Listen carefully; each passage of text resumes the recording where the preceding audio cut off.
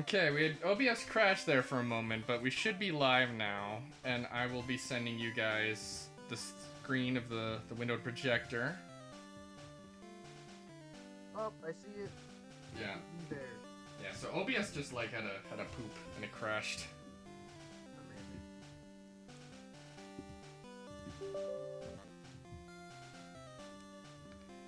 Gonna close some other stuff so that doesn't interfere. Alright, hopefully the text won't be too weird. I had to change some white fonts to black. We'll see how they look. Hopefully it doesn't look too bad. And I'm gonna be actually controlling this with an NES controller because I have an NES controller to USB adapter, and this is the closest thing to the original Game Boy, so I have it. So let me just make sure audio's balanced though, because the game might be a little loud compared to you guys. Hold on. Okay. You need me to talk while you do that to try and find a good sweet spot. Hello. Hello, hello, hello. Hello, hello. I think that's good. Hello. Cool. Alright. And we got Nick and Dylan here too. They're just muted right now. I guess they'll come in later. They're probably still setting stuff up. But yeah, time for Pokemon Blue. Time to get this marathon going. Hell yeah. Brother. So I have like... Wait, what? What button do I press?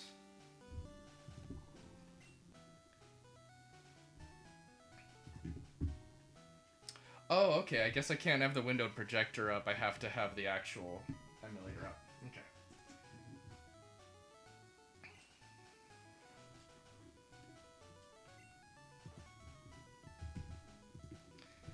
I have played this game a little bit. I had like friends at church who would have copies of Red and Blue on their Game Boys, but aside from Fire Red and Leaf Green, like I've played this game only a few hours, despite being a huge Pokemon fan. Yeah, I came in Gen 3. I did play more Gen 2 than this even. Interesting. Yeah. I think I actually started on Gen 1. Despite being a Zoomer. Yeah, I know, it's weird, huh? Actually, let's do Jella. Yeah, I was into the show. I was into the card games. I knew the Pokemon, but, yeah, it was Ruby and Sapphire that caught me. I actually had Silver around the same time as I got Sapphire, but I got it used. But, like, with the graphical upgrades, and I just kind of got lost, like, 2 gyms in, and I was like, what am I doing? I was gifted a Game Boy Color from my cousin who was kind of getting out of handheld games, and they had a copy of Yellow and Red, and I played through Red as a kid, and then shortly I skipped over the GBA era. Never played any of those, but then I got into Diamond, and I worked my way back. It's weird. I was just checking my phone. So you said you worked your way back from Diamond? Yeah, well, yeah, because I started playing Red. My cousin gave me a Game Boy Color with Red and Yellow. So I played that first. Then I was completely absent from the series, like playing maybe a bit of Gen 2. But then I completely skipped over 3 and the Gen 1 remake. And I just played Diamond, and now I've been... Oh, so there was like a bit of a hiatus? Yeah, I had a hiatus because we didn't have the money. I got games a generation or so behind. So as part of this emulator, I think I can actually change like some of the color scheme, but so far this seems good enough. Bit of a hiatus. 8. Yeah, I had a hiatus because I... Ooh. 8. I got... Is that you, Nick? If you guys are watching on Twitch, there might be a bit of a delay. Hey, Daniel? Yeah? So as part of this emulator, I think I can actually change like Hey, Daniel, can you hear us? Yes, I can hear you, but Bruh? Hello? can they not hear us? Yeah. Hold on. What the heck? Maybe I need to go investigate. Yeah. If you guys are watching on Twitch, there might be a bit of a delay. Daniel? Yeah. No, I'm in purgatory. Maybe let me go in there and find out what's going on. I'll No! be, This is so bad! Okay. I'll be right back, Ethan. Hold on. Okay. Oh my lord, what is happening?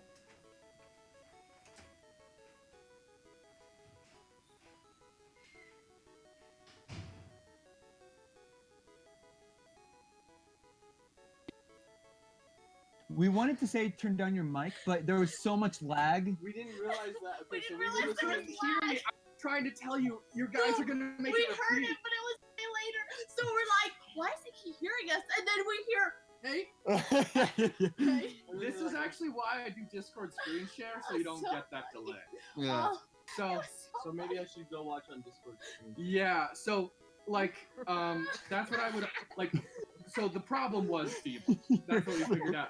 So yeah, do Discord because if you do Twitch, it's just gonna like. because we're like, why can't he hear us? I And couldn't then hear you. we heard, hey, and we're like, Okay, so then just turn on your mic a tiny bit, cause like. I can turn it down a tiny bit, but go through this. Yeah, so funny. Oh, I wish we could have recorded that. yeah. You Amazing. can. It's already on there. So you There can should be a back- stream clip. You can even. Yo, someone clip this. that whole thing. I'm so embarrassed. Don't worry, it's fine. I'll mute us. All right, you may have heard that, but there was a little bit of a funny mishap. You should clip that. I'll clip what I got. Okay. I'm gonna turn down my mic slightly because they suggested that.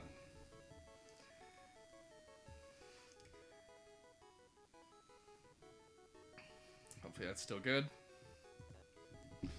Okay. So yeah, they should be. The three of them should be joining through Discord now, I guess. Eliza, Dylan, and Nick. Okay. But yeah, what were we talking about? Pokemon, I guess? Oh yeah, well yeah, we were talking about Pokemon. Yeah, so Ruby and Sapphire, I had Silver around the same time, like, but the graphics weren't as advanced, and I got lost, so I was just like, I'm just gonna stick with Sapphire, like, I can't figure this out. It was like a kind of petty thing a kid would do that's like, it's too old. It's not as shiny as Ruby and Sapphire. So honestly, I'd be very interested to see what I feel about Gold and Silver when I get to those. Because Oh, man. what I've seen of Red and Blue, I'll definitely think that they're kind of a prototype because I've like learned a little bit about the bugs and stuff, and it seems like it was definitely a first draft, but a very admirable one that led to my favorite franchise ever. Gen 2 is maybe the best that I've played. It's good. I love it. It's also interesting how the style of the very earliest Pokemon is very different. Like, they were still figuring out what they were, so like Pokemon could be creepier and like this whole idea that these are the only Pokemon he has left in his old age and they're just like basic ass starters. Okay. Usually I've gone with Bulbasaur. And in Pokemon X I went with Charmander. So I think I'm gonna go with Squirtle's the Squirtle. best. Uh, Squirtle. I am gonna go with Squirtle because I have not given Squirtle as much love, so it's time to finally do that. Squirtle is the best Gen 1 starter in my opinion, followed by Bulbasaur. I'm always partial to grass types, so Bulbasaur is my fave, but Bulbasaur is still S. but Squirtle's right under Bulbasaur for me. Oh, I remember I made a stupid one of those shitty tier lists like a while ago of starter Pokemon. I'll have to find that or make a new one. These are so Does stupid. anyone want to help me pick the name for Squirtle? I think I have also a channel points thing where people can name things, but I'm not for sure. Also Oh yeah, 1,000 points. Name Call it generator. Link. Call it Link? Alright, we're gonna call our Squirtle Link. Yeah, 1,000 points. Call it Link. Okay, I'm hearing a delay on you guys Purgatory again. Switch over to the Discord, guys. Okay, our Squirtle is named Link.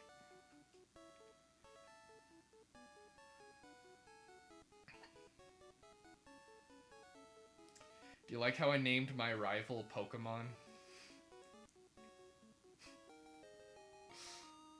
I was rewatching the Oni Plays Pokemon Red playthrough where they named their rival Pokemon, and I thought it was funny.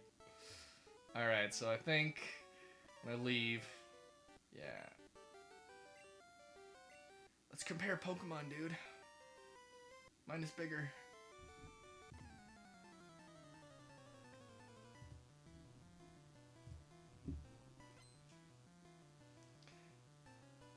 Back when rivals were rivals. They've gotten way too easy in the latest games. Should've named it Donatello? Well, maybe we'll name the next one Donatello. Alright. There's like no move, so I'm just gonna tackle it up.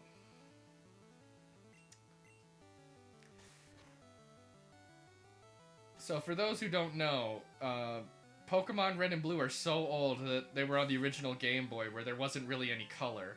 So the Game Boy Color part of this emulation allows for color, but really this was a monochrome game at first.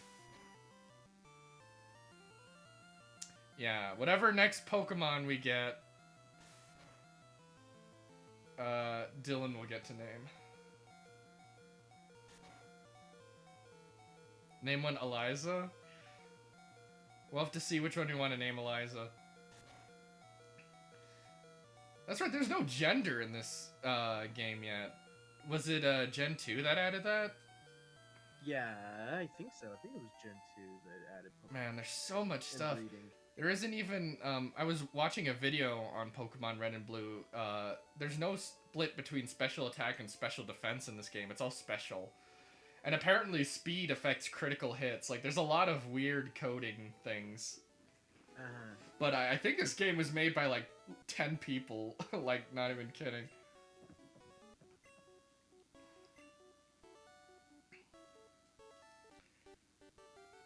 I think these games first came out in 1996, and then they came to America in, like, 98.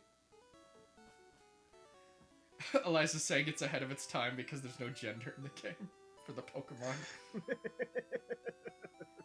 Accidentally based. That was a great joke. Okay, so I guess now I just go through the grass without any Pokeballs to go to the next.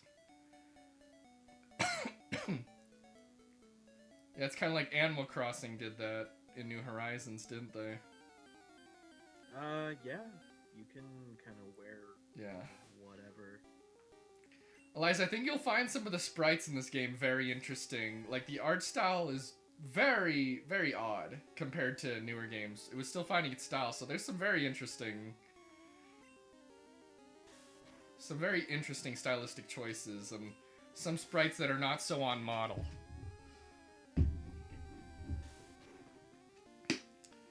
Yeah, this is the one that started it all, Eliza. All of those other games and movies and shows, it all starts here.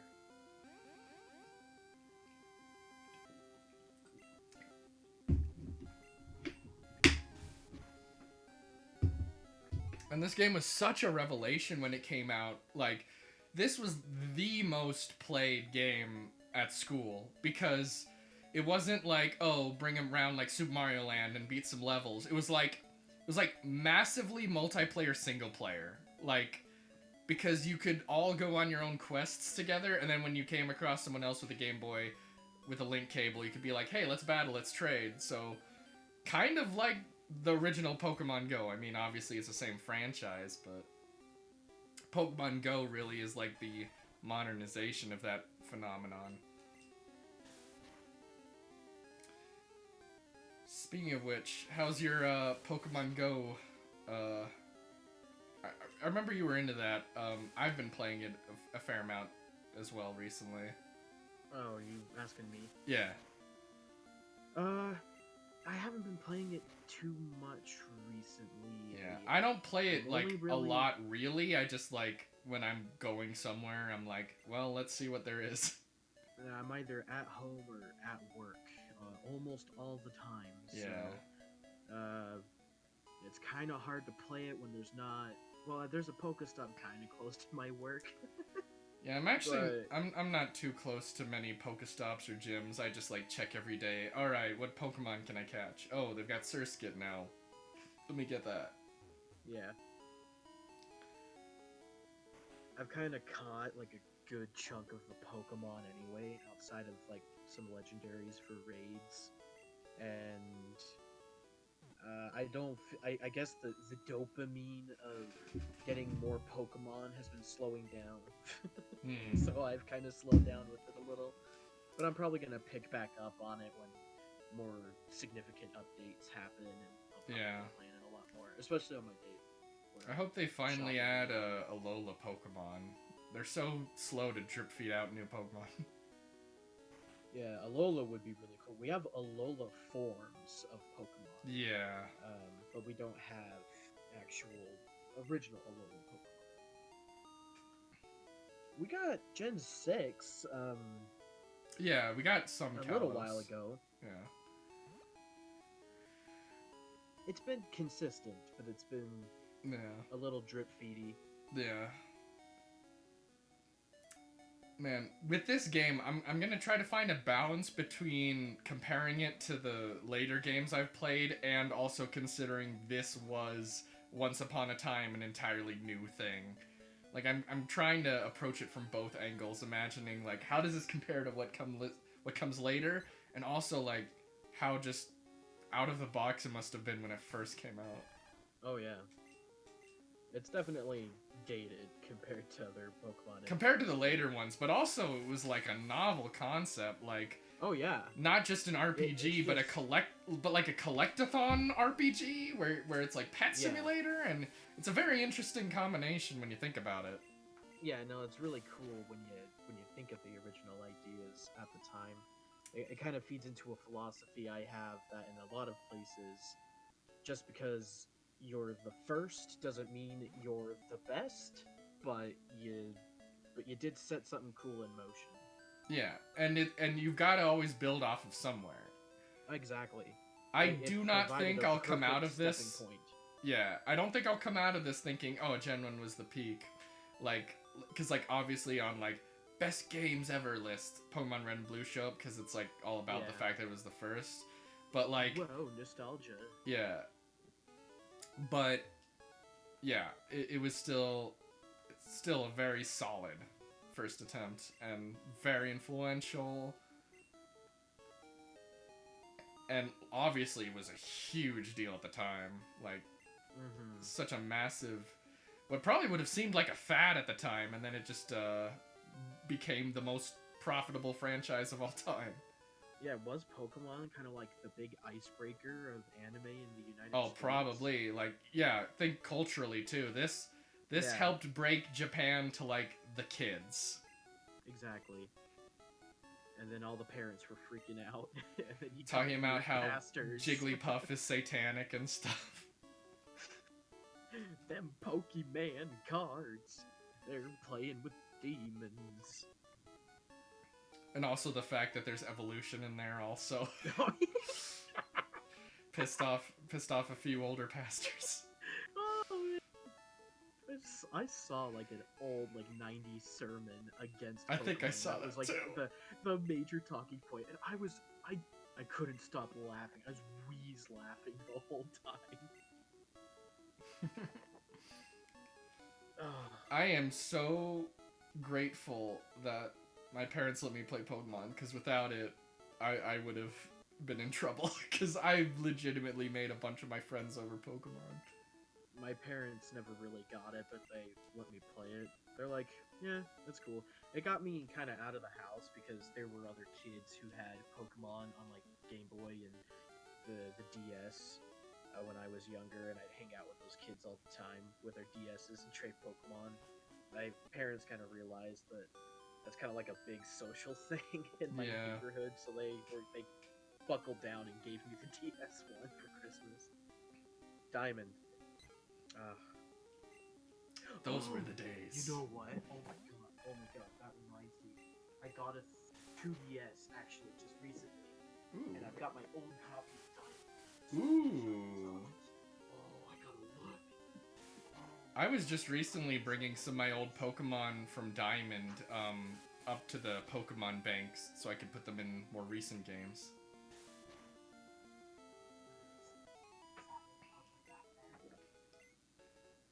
So Liza, compare the rival in this game to the rival in Sword and Shield, where, you know, the rival in Sword and Shield's all like, ha ha, but like in this one, he's like, hey, I'm gonna get a town map for my sis, I'll tell her not to give you one, smell you later. Turn your mic down a little more and turn Ethan up a little. Let's see if I can do that. I think I've turned Ethan as much as he can go. Let me see. I'm gonna turn mine down slightly more.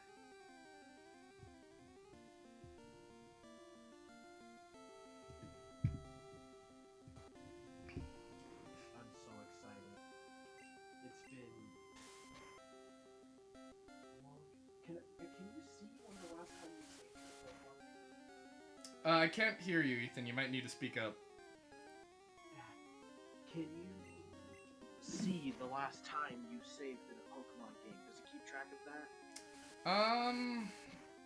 I don't know. I think when you go to save and it says you'll overwrite, then it'll tell you. 219 hours in this game. Oh my god. In Diamond, I think I have 300 hours. Oh, dude.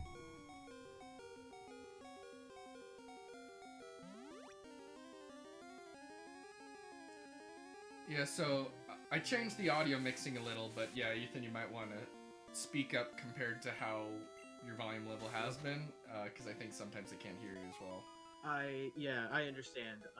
Unfortunately, I can't really be screaming in my home. Right. I tried to change the mixing so that I'm lower and the desktop audio's higher. And hopefully it's good now. I know the first time my save started for Diamond. When was that? 2008. I've kept the same save for that long. Yeah, I think I've had the same save since 2007. My God. save is from New Jersey. Oh my god. I think I've got a Pokemon Sapphire save with Jirachi on it from like 2004.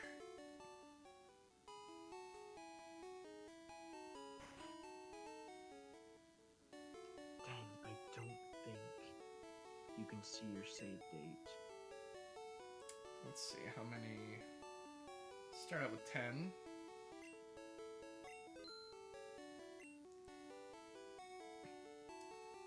Let's get one of each of these. Oh, what Pokemon are in my party?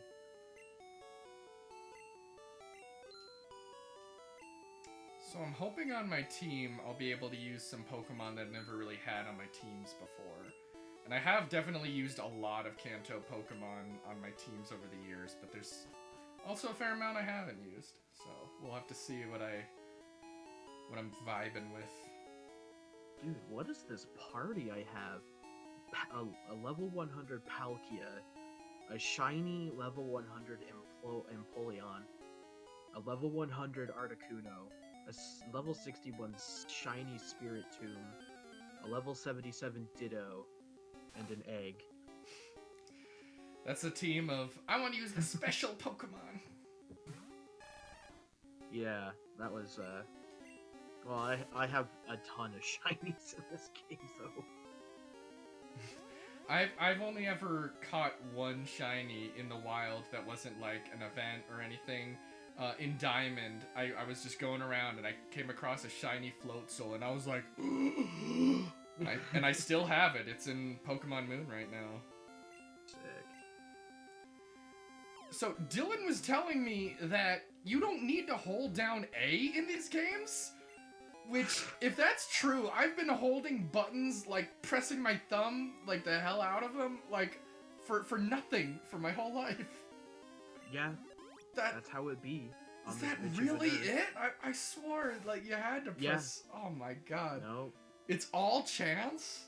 that's how it be on this bitch of My a nerd. world is broken.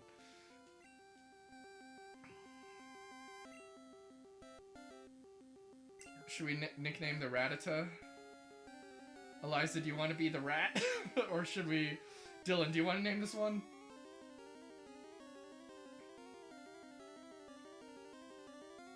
See if Dylan will do us the honors. Can I hear us? Okay, I'm at a PC. Pokemon storage. Move. Remy. Okay, let's call it Remy. I don't even know if we'll keep this guy, but let's just name Pokemon for now. Especially because this game's only got 151 of them anyway, so... My shiny Rayquaza. Man, you got a lot of shinies. I got a shiny Milotic.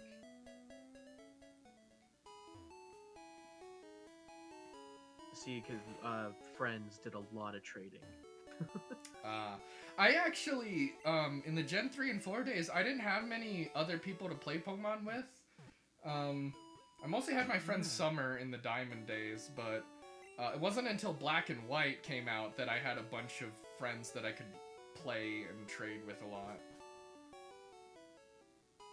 Man, I really want to own a copy of Black or White and transfer Pokemon to that one. Black and White were solid games. Those are that's one of my favorite gens. It might come out the champion at the end of this all. We'll have to see. Shit, baby, I forgot I had a legendary Regigigas. Ooh. What other shinies do I thought I have? I remember in Oni Plays they said this NPC looked like Voldemort, and I can't unsee it. There's my sick ass Darkrai. Okay. Is that a shiny Dustox? So wait, there's a route here, and then Yeah. there's a route down there. Is there anything else over here? I vaguely Shiny remember these Haunter. maps off of Leaf Green, but the layout of Kanto is a little more confusing than some of the other ones. You do a lot more meandering.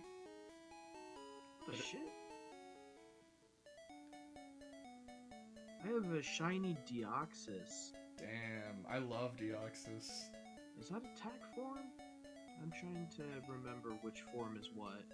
I am pretty sure that Deoxys was meant to be an Ava reference. I think it was meant to be in the style of like an angel. God, I have a lot of shinies. Oh my god, I didn't know I had this many.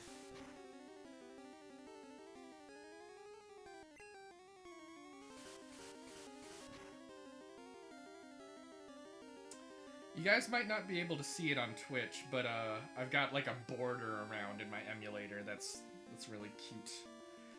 Okay, Eliza, you want to name this Pidgey?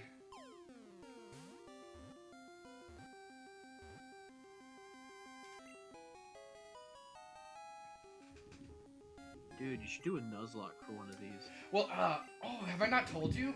What my plan is actually, so let's take Gen 1 for example. Blue is gonna be a normal run. Red, I'm gonna go for a randomized run, and then yellow, a Nuzlocke. That's what I'm planning on doing to spice it up. Damn.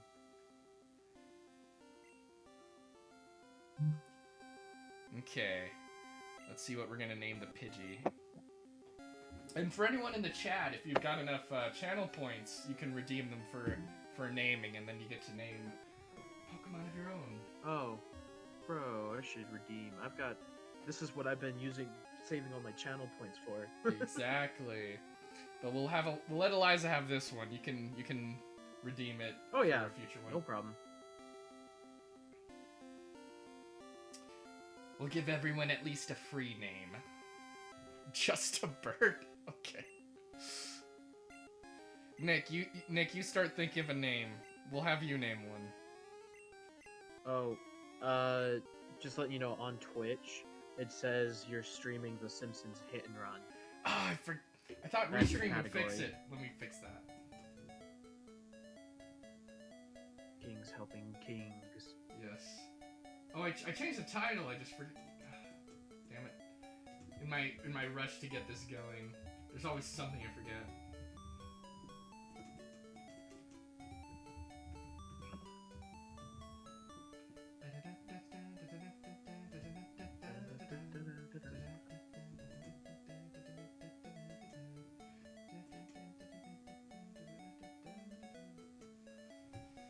Okay, that should have fixed it.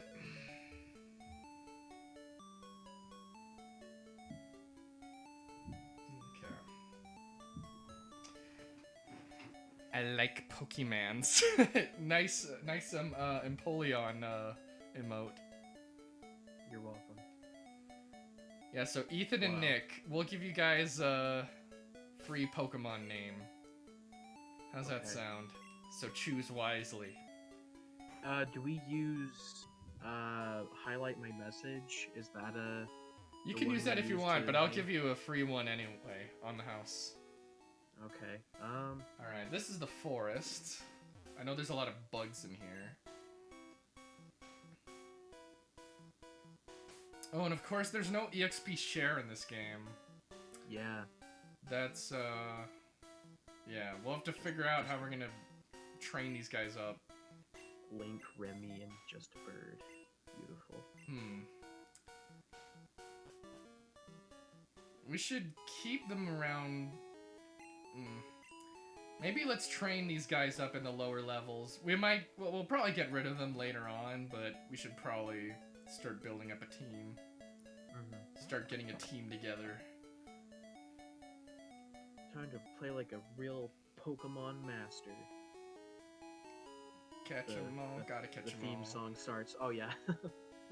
I want to be the very best. That theme song still slaps. Like that's Dude, one it of the does. best kids cartoons. Like it's so instantly like as soon as you hear it, you're like, oh hell yeah. Dude, it is awesome. I never really liked the anime from what I saw. I never grew up with it. I just played the games. Yeah. But what I saw, I haven't been a big fan of. But one thing that is just perfect is the theme song. Yeah, It's so amazing good. theme song. I watched a lot of the show as a kid. I watched the show before I had the games. Some of the movies still have a soft spot for me, and there's a little bit of a cozy vibe to the show, even though it's extremely repetitive. But yeah, that theme song. And I was always mainly a video games guy when it came to Pokemon.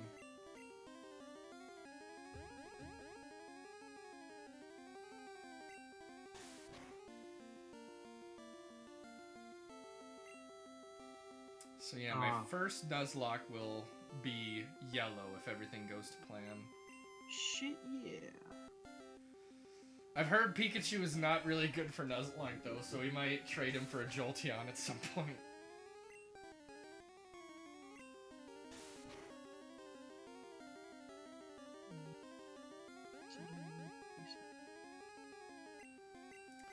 Yeah, I had like peaks and valleys for my Pokemon interest, and especially around the time of Sun and Moon, I was just like really like, like, and I was thinking about it last night, and I think a lot of it had to do with when I played Pokemon the first time, I never played a game that immersive. Like I loved Mario Sunshine, I loved Age of Mythology, but there was no game that like made me like have to stick with it like a lifestyle like Pokemon.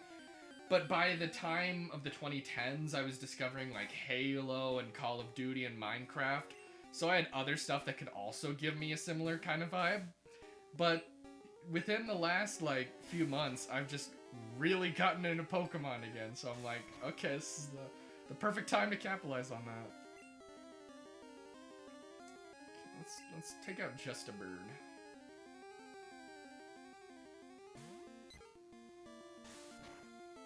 yeah, it's crazy to think all the things I took for granted. Like, even the fact that the PC is like completely non-graphical. It's just all text. Like, it's like, whoa. How far we've come.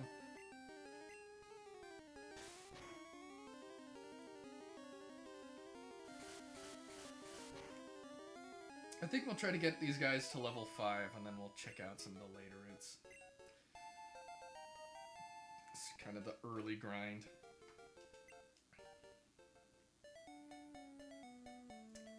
We'll probably have to go back and forth to heal them a lot while they're still babbies.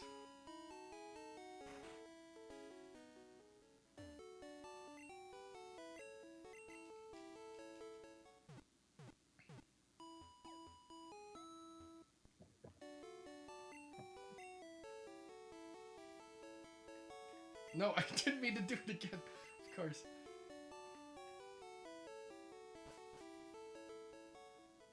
It's also, are there even running shoes in this game, or do you always go at the speed? I think you always go at that speed. The screen size is pretty small, though, so I guess that makes sense. But, God, I missed I missed the running shoes. Oh yeah, let's use Nintendo parental controls. I'm a baby. Goo goo baby, poop my pants. I need parental controls. Can you imagine being one of the, like, 10 people who worked on this, and then you made, like, the most profitable franchise in the world? Yeah, that would be... Even more profitable than Star Wars? That would be very... I don't know. I don't know how that would feel. Empowering? Also a lot of pressure, I bet. Yeah. You're like, oh, hell yeah, no, this is awesome, like, we're kings of the world, and then the investors come knocking, and it's like, oh no. But, the gens where Pokemon wasn't as big of a fad have kind of made me realize that, so this is kind of goes back to something I also said about Star Wars, where part of me kind of likes the fact that it was a little less popular at the mainstream for a while and kind of became more niche. Hipster. I know, but honestly, my favorite time being a Pokemon fan was when it was still selling like hotcakes, but like, just like, but like not talked about by everyone. And I feel like now with Pokemon Go and Detective Pikachu and stuff, it's kind of, they've kind of leaned into the pandering a little more again, which there's nothing wrong with, but like, I've realized, like, my favorite time to be a Pokemon fan was where it was like, you know, you're kind of like in with the crowd. So it is kind of like a hipster thing, but whatever. Pokemon is still Pokemon at the end of the day. God, I could buy Street Fighter 4 for the 3DS. That's weird. Okay, time to heal these guys up a lot. Oh yeah, I've been wanting to play the original release of Resident Evil Revelations on the 3DS. Because I've played all the canonical Resident Evil games, but the version of Revelations I played was the PC port, which is just a really lazy port job of the 3DS version. That's so I've been unfortunate. curious to play the original. That's unfortunate when PC ports are so slapdash. Oh, it's not even, like, it's every port except the 3DS port is awful. Oh boy. It's bad. They released it on the Wii U, though. Kings. The Sorry, chat babe, I happened. only played Black Ops 2 on the Wii U. Oh, got someone in chat asking a question. Yeah, I saw that. I'm just about to answer it. So, I am actually, this is the start of a Pokemon marathon that I'm planning on doing on weekends. Going through all of the Pokemon games that involve, like, this kind of battling. So the main games, the stadium games, and, like, Coliseum, XD, Battle Revolution, those kinds of games. Games where actually, like, spin-offs like Mystery Dungeon and Ranger, those would take forever, so... But yeah, this is the beginning of me doing Pokemon on this channel, but I'm going to be doing a lot more in the future. I've also done, I beat Super Mario Galaxy, I beat Super Mario Sunshine. I'm still doing some Halo 2 multiplayer streams. I started Simpsons Hit and Run. So kind of a grab bag, but if you like Pokemon, I'm going to be doing a lot of Pokemon in the future. So I'd say like a general grab bag of mostly 2000s-ish kind of games, but I'm planning on doing a whole bunch of stuff, and if I get demand for like, hey, do this kind of game that's out of my wheelhouse, you know, I'd pick that up as well.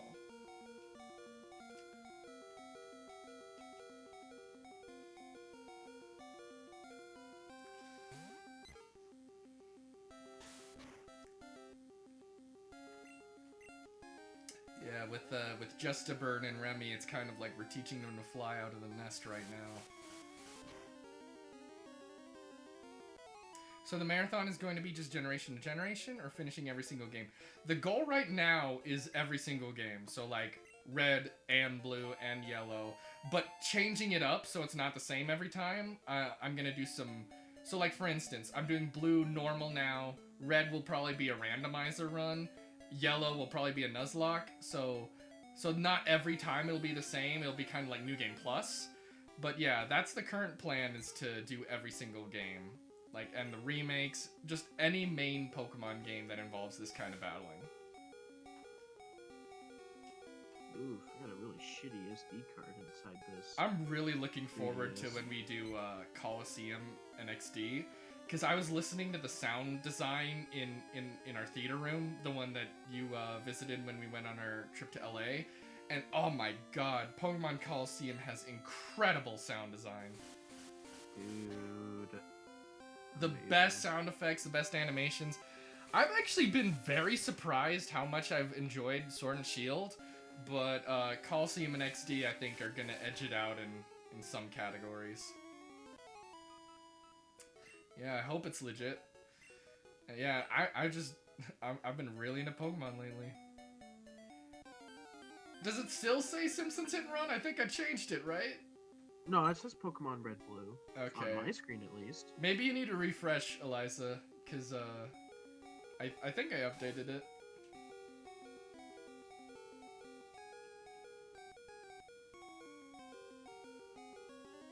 Oh, I want to look at the Virtual Console on the 3DS and then cry about why Nintendo have their heads up their asses on the Switch right now. All the Pokemons.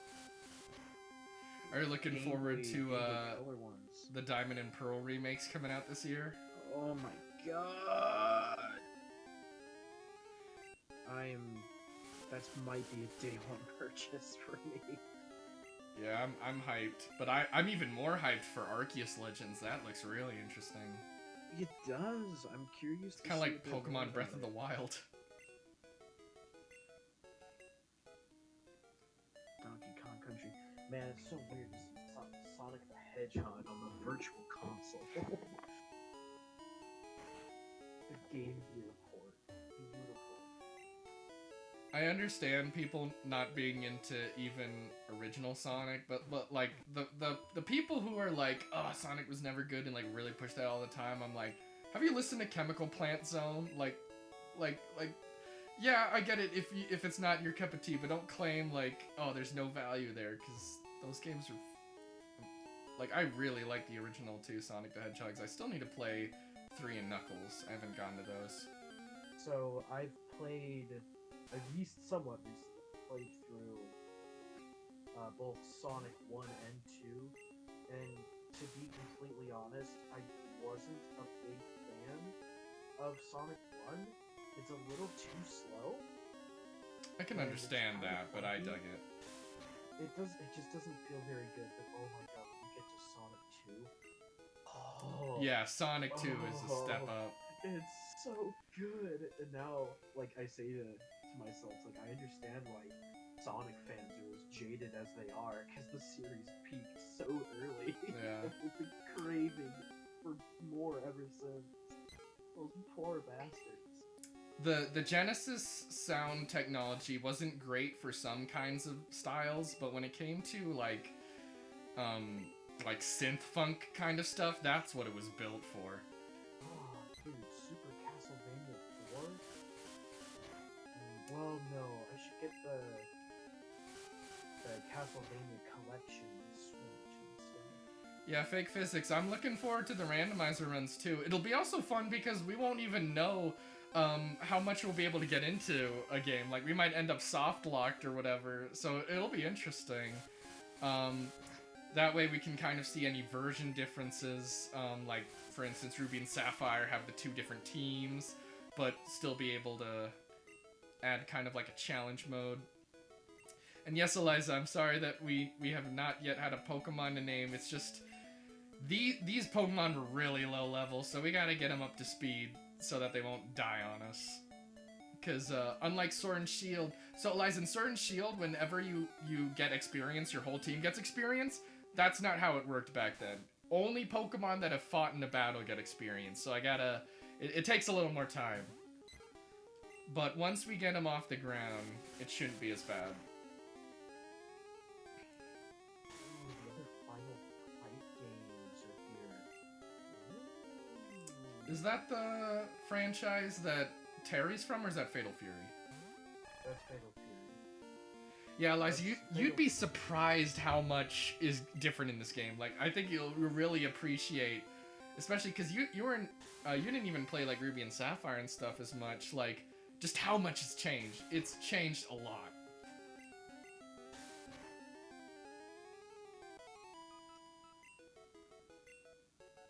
Okay, now that they're level 5, we'll move on and then see if they, once they end up behind again, then we'll grind a little more. Emerald, that's a good one. Yeah, a lot of quality of life stuff. Like, I'm gonna be honest, I really love the fact they got rid of HMs. Like, I like the idea of, like, fly and, like, surf, but, like, not as moves. I'm so glad they're divorced from that. I love that they combine the PC and the Pokemart. I'm glad that there's an actual graphical interface in the Pokemon boxes. Yeah. The EXP share was different back then, though. It was, you had to get it. But now it's, like, built in. In Sword and Shield, no matter what, the XP gets shared. One thing that has bugged me about Pokemon games is they love to add features that they then, don't ever bring back. Like Pokemon following and bases and underground. They'll, like, only have it for certain games and just not bring it back. Yeah, that's weird.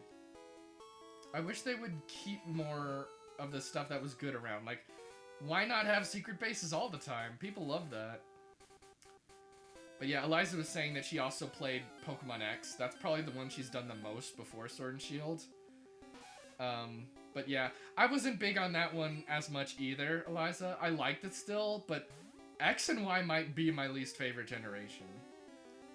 I've kind of hinted at this, but yeah, Dexit I don't like, and I don't like some of the aesthetics in Sword and Shield, like the famous N64 trees and the berry trees clashing. But honestly, so far Sword and Shield has felt like a step up over the 3DS generations. I'm actually very impressed.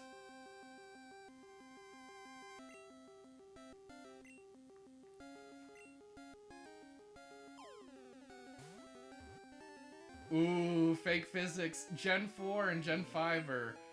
Like, Gen 3 to 5 is my stuff. Oof. But I get it. We've got different favorites. X and Y are my least favorite because, like, the 3DS ones, like, there's a lot of problems. Like, they got way too easy for me. The regions were less interesting. The story was less interesting. Ethan, do you want to name this one? The Nidoran, or do you want to let Nick name it? Oh, that's a female one. You want to let Nick name it? Yeah, let Nick do it. Eliza, ask Nick what he wants to name the girl Nidoran.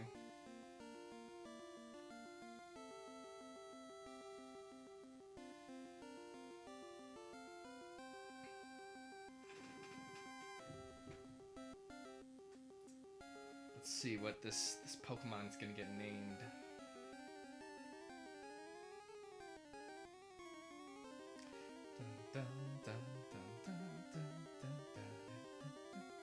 How many characters is the name?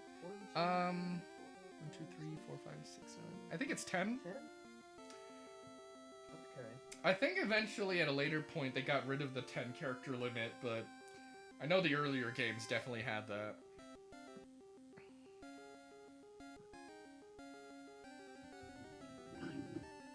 Ah, nice. This one's 9. Okay, we're gonna name it Duke. Okay. Ah, I was gonna do Nuke Dukem. Wow, you guys think alike. Oh, it's a girl? How about let's do it Yeah, that's what I anyway? wanted Let's to do do. it anyway. I'm gonna do it anyway. I love it.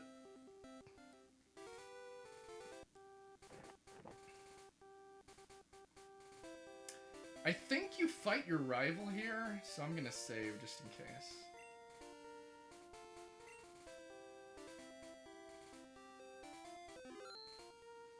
Alright, Ethan, you get to name the next one.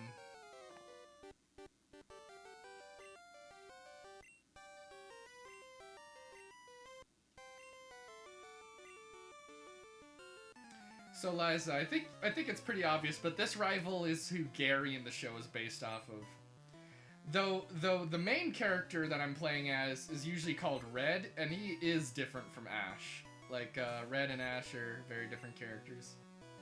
Oh jeez, that level, I'm probably gonna get screwed over.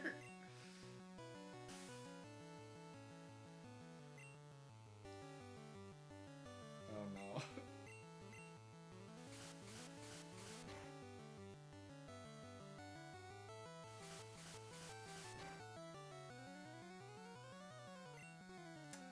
I think, don't you lose money when you white out in this game? Because I know in Leaf Green I don't you remember. did. Ooh, we got a follow. Thanks for the follow, Fake Physics. I hope to see you in the future.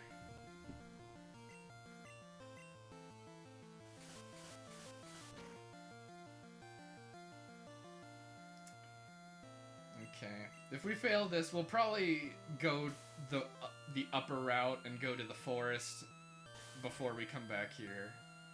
Because I think that's what it wants us to do. Yeah, glad you could join us, Fake Physics. There will be much more Pokemon to come in the future. Yeah, I'm probably gonna get creamed here.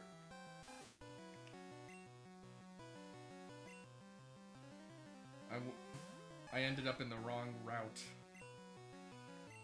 I posted in the wrong route. Oh my god, what is my accuracy?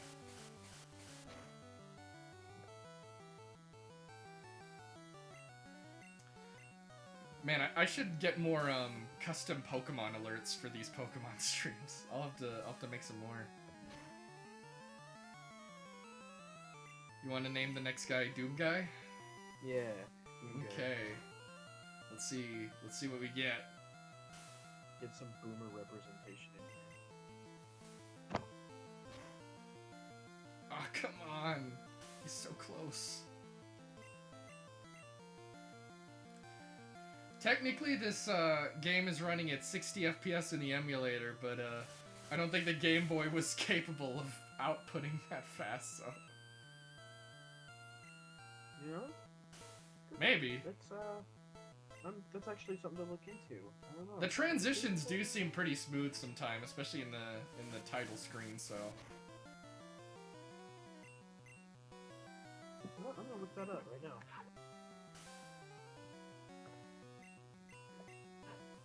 I don't think it'll really be noticeable until later gens frame rate. 60 FPS.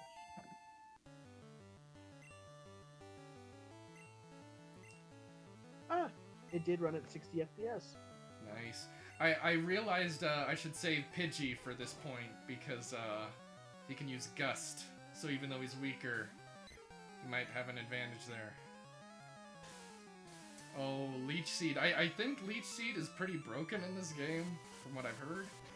Unless I'm thinking of something else. Because I think, like, certain counters are tied to other counters in this game because of limited space. So, like, certain moves can, like, compound the effect of other moves in ways they're not supposed to.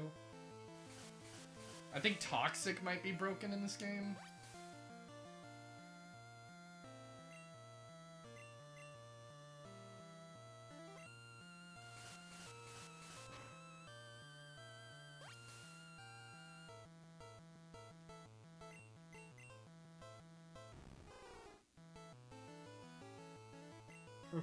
The Bulbasaur sprite is so interesting. He's like this weird, lumpy frog.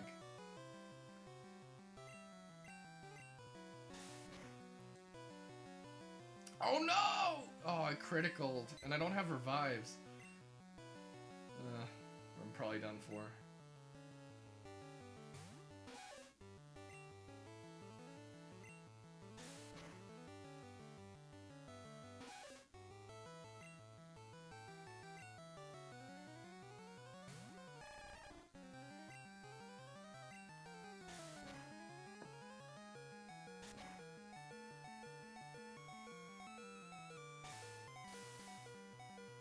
If I pull this off, I'll be impressed. You can do it, King. Oh yeah, and I forgot the mutes all the other sounds, because there's limited sound channels on the Game Boy. This Leech Seed might prevent me from getting this. Because, like, when I get more... It's like... Oh, because the Leech Seed's the only attack he has. Yeah, but also it, like, does the same amount of damage tackling him as... But I guess it's because he's growling me a lot. Yeah, he's growled you too much. I think it's dropped to as low as it can. If I get a critical on this, I'll win, but... Oh, bro, come on. No! It was so close! No! No! No! Yeah, am I great or what? Okay, it didn't mention anything about money, so I guess I didn't. But I know in Leaf Green you lose money when you white out. So, yeah, let's go to the upper route so we can train, and then I guess see if we can go down there later. Now we need to bring Duke up. So let's put Duke in the front. Your stream seems to be really behind on Twitch than it is in Discord. I'm kinda looking at switching it. between the It's a two. little, yeah, it's a, yeah, that is a fair amount behind.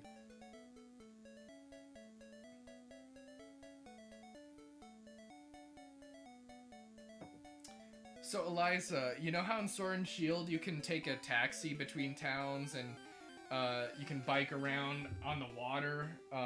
In this game, you had to give a Pokemon a move to do that kind of stuff.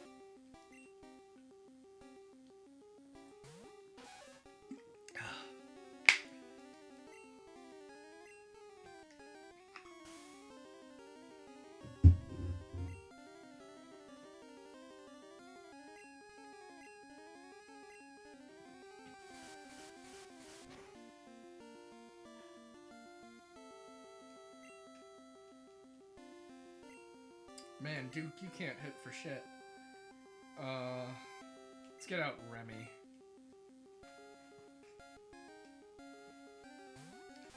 Remy, beat the shit out of this bird.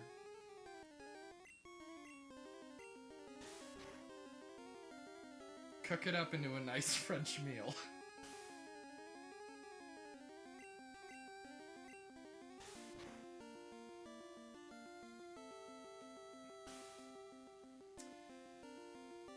I know some of these earlier games can get a bit grindy. I remember I was having Noah play Ruby and Sapphire, and he just kind of was like, yeah, it's too grindy for me. And I was like, I get that.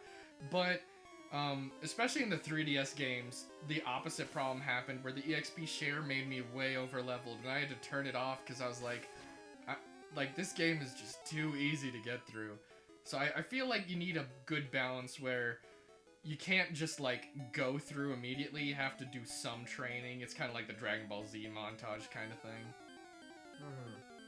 Ooh. Did you just sub? Huh? I'm seeing Sir Quijibo converted from a Prime Gaming sub to Tier 1 sub. Yeah. Nice. Okay, let's have Remy fight Emil.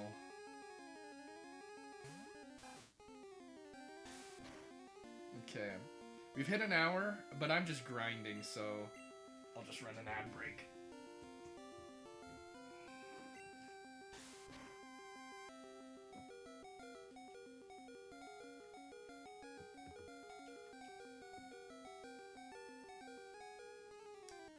Frog.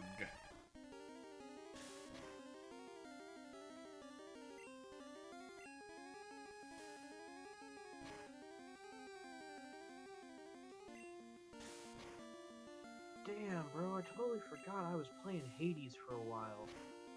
I totally fell off of that. I need to get into that. I've never played it. I got it as a Christmas gift, and I got a lot of points on the polls, so I should probably get to that sometime. It's a good game. I remember really liking Bastion from those guys. That was actually one of the first games I ever Twitch streamed. Nice. I'm gonna get, like, decapitated for this, but Hades is actually my first Super Giant game. It's a good place to start from what I've seen. Yeah, but I have basically all their games on Steam, so I'm gonna be Nice. definitely playing all of them. I think I may my be missing highlight, I think my Bastion playthrough from forever ago was actually highlighted. I think you could go back and watch the VOD still of me back when I'm in like high school, I think.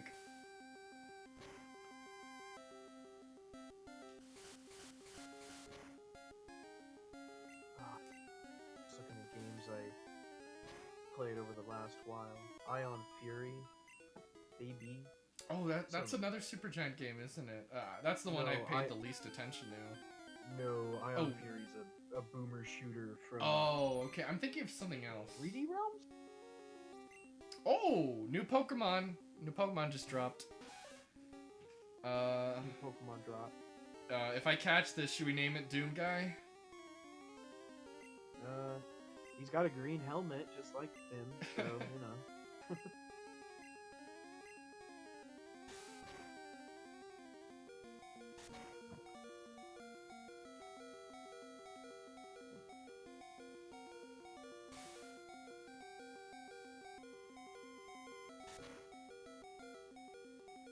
Man, I need to play Max Payne.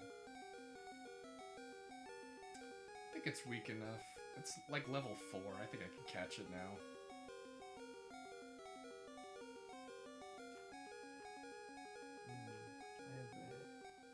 I love that the da-da-da-da is going over all the sound effects. Yeah. I have a hankering for some original Battlefront 2. That's a great game. It's a good game. Okay, Doom Guy it is. Just like the simulations. Okay, going forward, I think I'll do nicknames and then people can reward for points. They can redeem some more. Do you want highlight your message or what? I think I've got, you know, you could do that, but I think I've also got one where it's like name generator. I think that also, is intended for that. Randomize a name. Just whichever one most seems like, get to choose a name.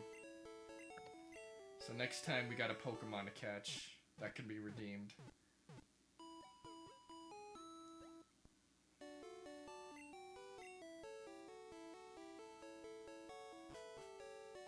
Okay, let me quickly check the options to make sure I'm on fast text. Let's do that, yeah. Okay, Duke is still the weakest, so let's have him in front.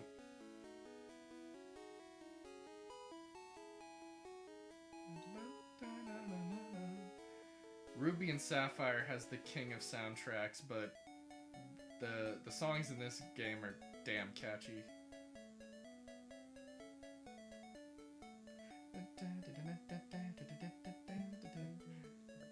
The remix of this in Brawl was one of my favorite songs in that game.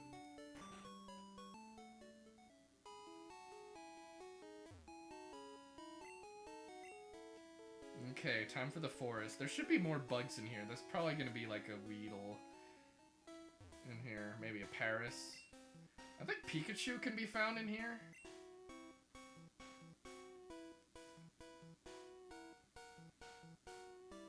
Maybe? I think so, but it's like really rare. I think so. I could be wrong. That sounds right. Ethan, did you know that the original planned mascot was gonna be Clefairy instead of Pikachu?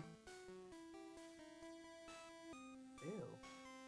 I like Clefairy, but that's also something that would be hard for me to imagine.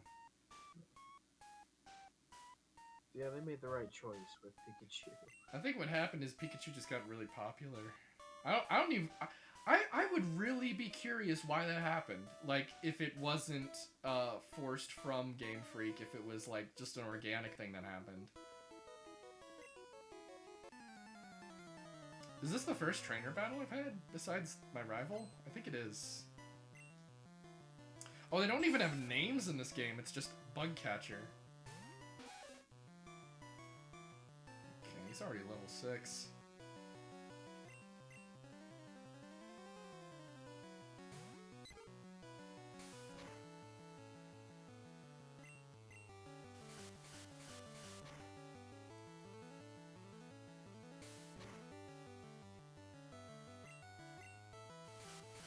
Yeah, if there's any gen that I'm really curious to see how I feel about by the end of it, it's Gen 2. Because I know Gen 1's rough. I know I really like it by the time it gets to Gen 3, but I'm not sure what I'll feel about Gen 2. I'm very curious.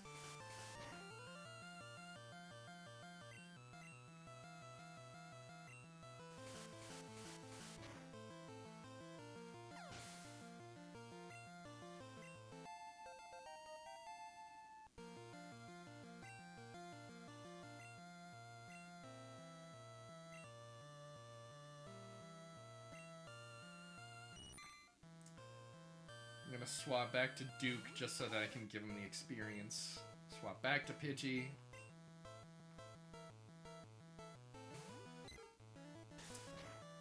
So, when you think about the fact that there was no gender in Pokemon Red and Blue, it makes sense why Nidoran female, Nidoran male's names are like that, because they were the only Pokemon with gender at that point.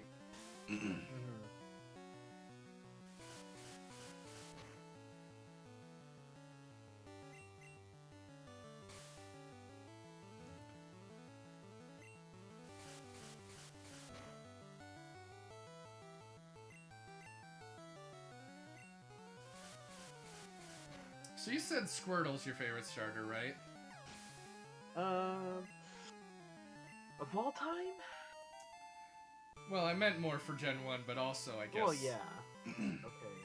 But yeah, he is my favorite Gen 1 starter. I think Bulbasaur's also on.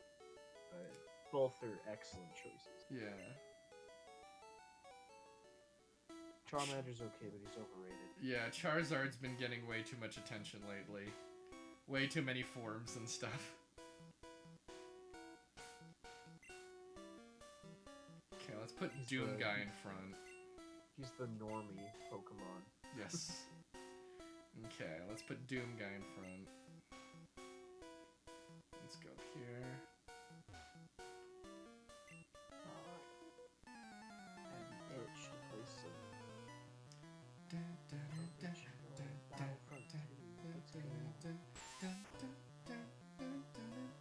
Let's hope I don't black screen.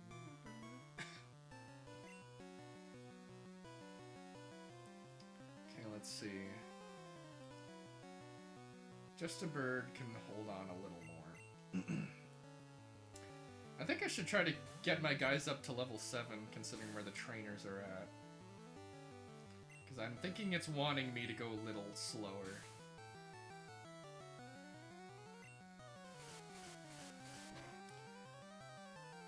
it's kind of like an organic way of keeping you in a certain area, because technically you could keep going forward, but if you fight trainers who are high above your level, you're not gonna get much success, so. Yeah.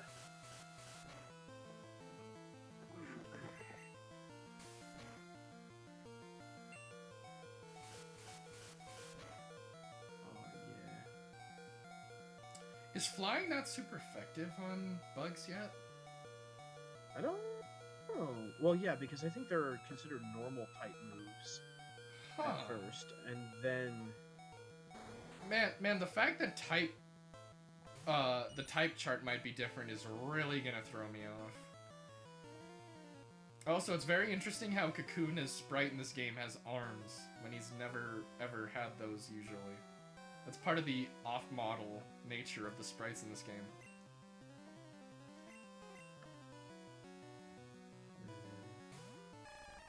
Battlefront.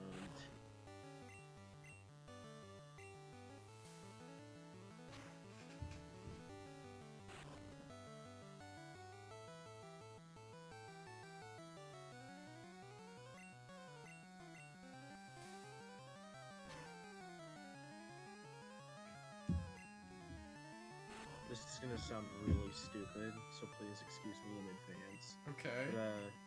But, I'm like playing these games of like this generation and everything makes me feel like I'm kind of like the boomer of Zoomers.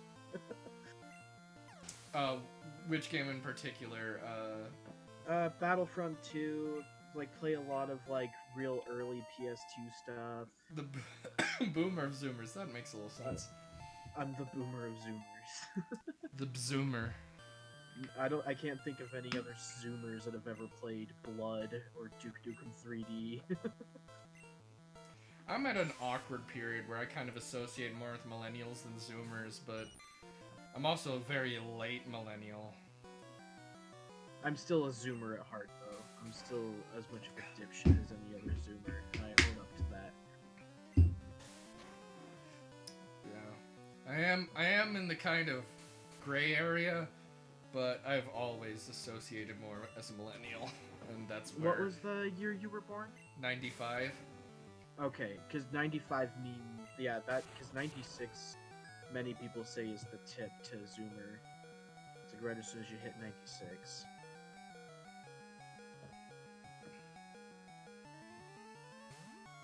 And I was a 98 baby, so... Yeah. I am a baby. I think by every metric I am a millennial, but it's kind of wishy-washy soon after that, so...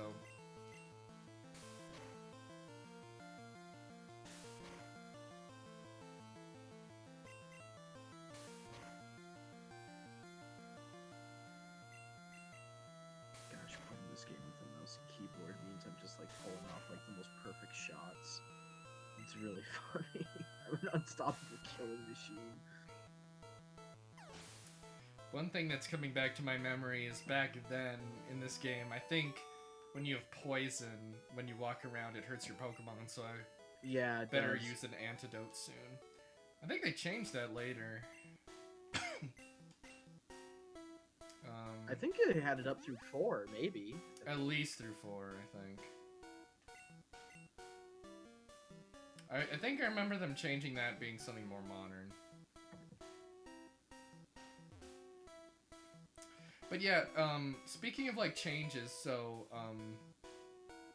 like part of my problem with X and Y and Sun and Moon is like the difficulty scaling.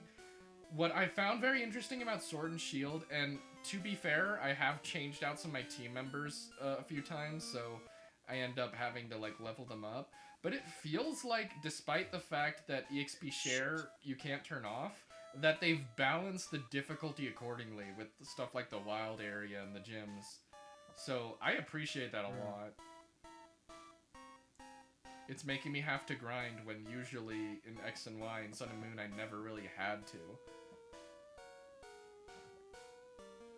Which really hurt the pacing of Sun and Moon in particular. It felt like I was being handheld like the entire time.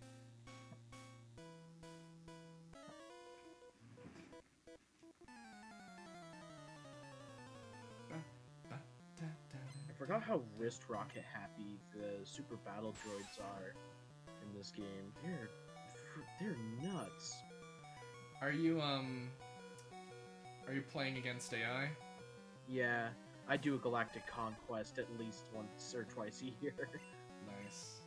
And now I've had that hankering to do galactic conquest. I always go clones and then I go to the Empire. Yeah, I usually do the Hoth map, and my cousin Brandon always picked Empire, so I was always the Rebels. Rebels have, oh man, Luke Skywalker's a really fun hero to play as.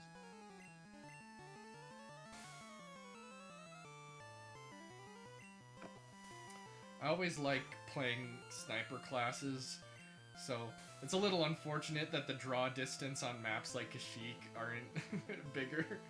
Yeah. That's certainly true. Could have been better.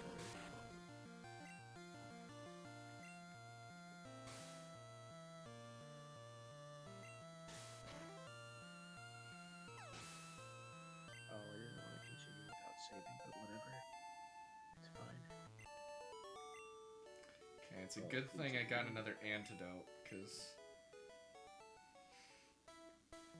man, they give so little cash compared to the later games in this. Like $90.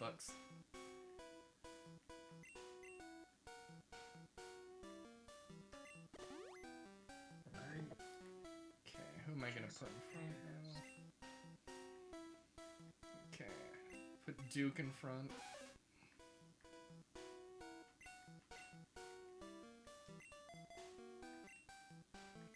It's just crazy how much simpler everything is. Like, the only options are stats and switch.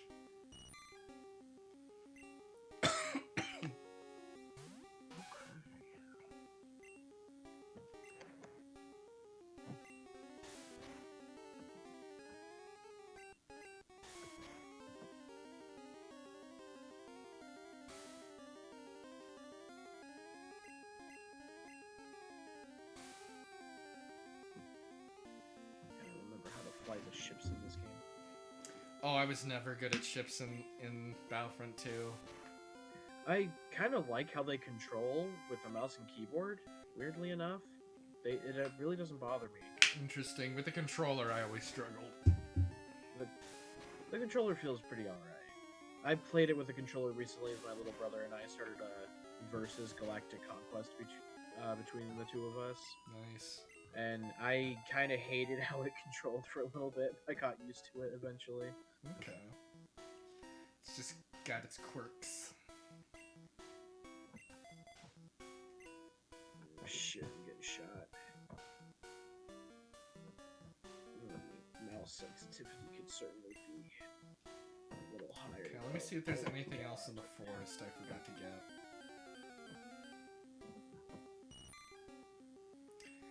One interesting thing is that in this game, I guess because of size limitations, some Pokemon share cries, which always seemed weird to me. Like, Caterpie's got the same one as Goldeen.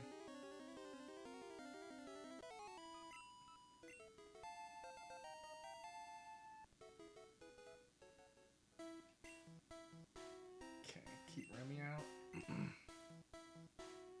Do I have any heals? No, just status. Come on. Give me bombs. Oh, I don't have any bombs left. Ooh. Ship had limited. Whoa, that cry, that sounds like, I think, Voltorb.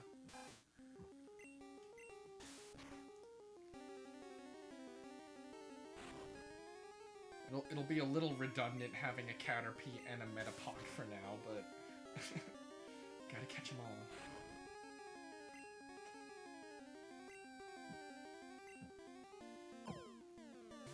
Oh, come on. Just need to land my ship.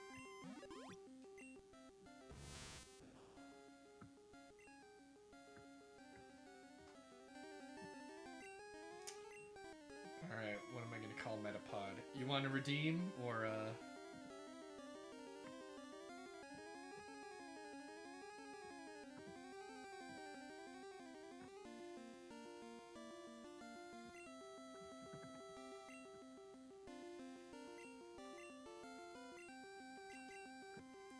name him Wild Woody. Shit, come on.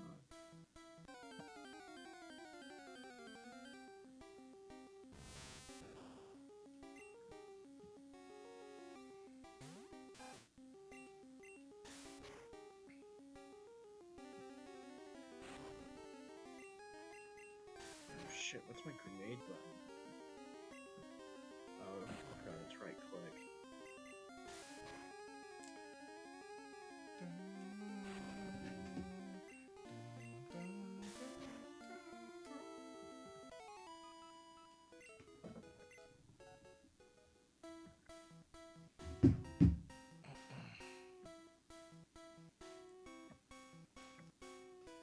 Metapods and Kakunas make good grinding fuel because they can't even attack.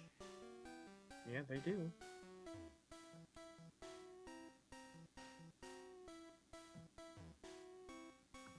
Oh cool, I got the super special rifle.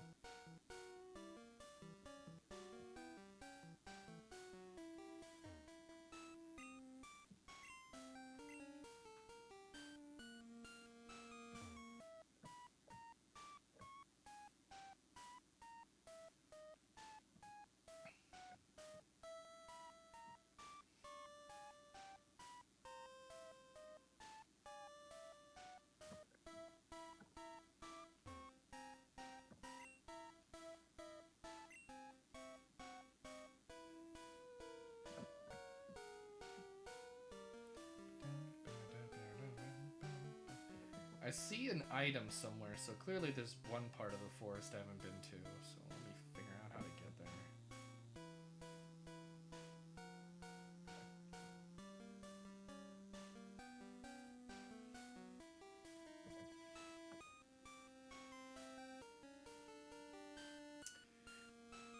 Have you seen any of the controversy over Pokemon Diamond and Pearl remake being very Babby mode?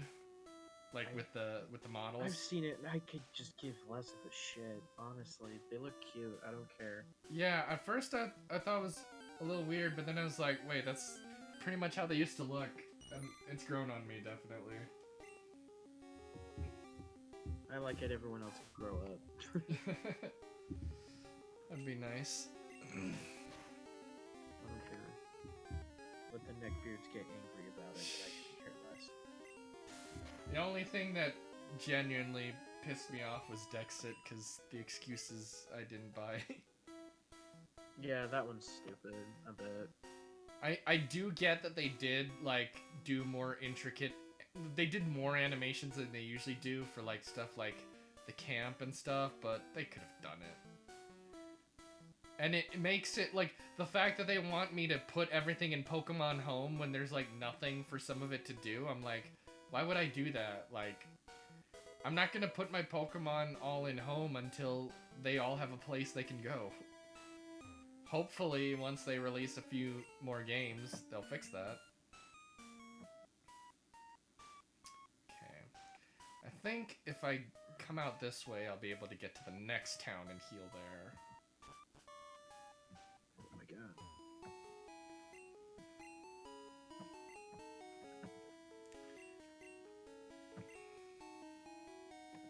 Dang it.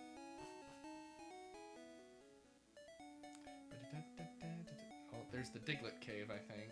I think that leads to, like, Lieutenant Surge, I think.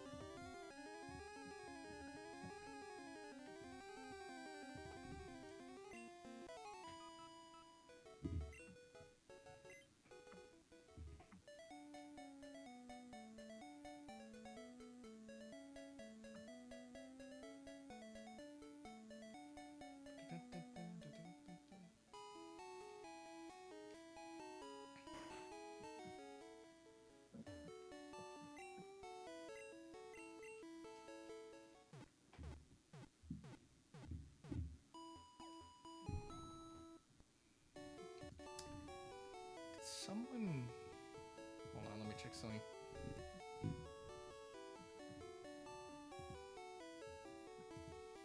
Someone said hey bro on Twitter. They're still watching on Twitter? Huh. Whoever, if someone's watching on Twitter and is trying to get a hold of me, right now I can't really see OBS chat the best, so if you want to get my attention, the best way would be on Twitch.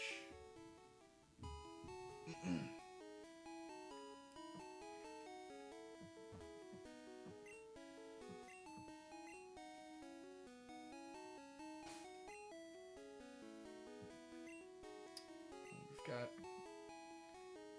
a Metapod. Let's put him in front. Oh wait, yeah, I guess.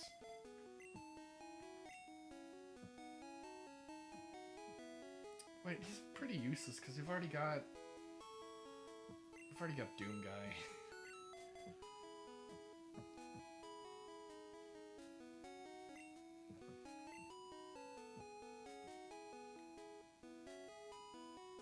So I think I can't go here yet. Because they want me to go to the gym.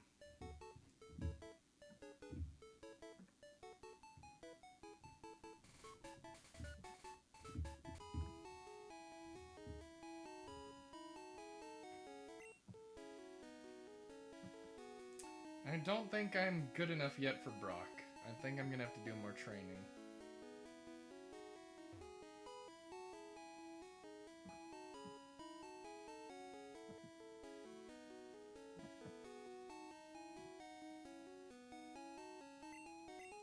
Oh, are you kidding me? Every time I go there, it's... Okay. Alright. Don't go there.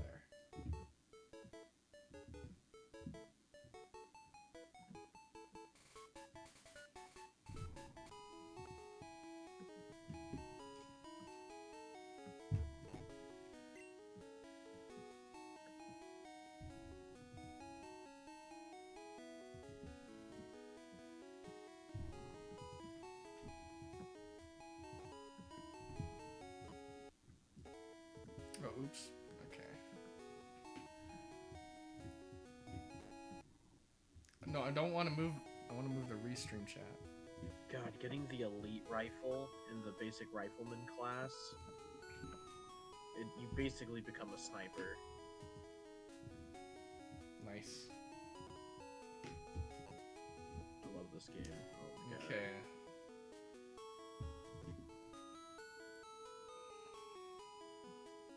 Now I should be able to see restream stuff.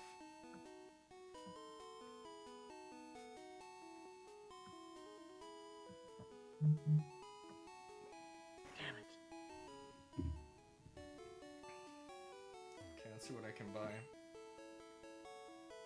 I don't have a lot of money, so... Probably a potion would be good at this point.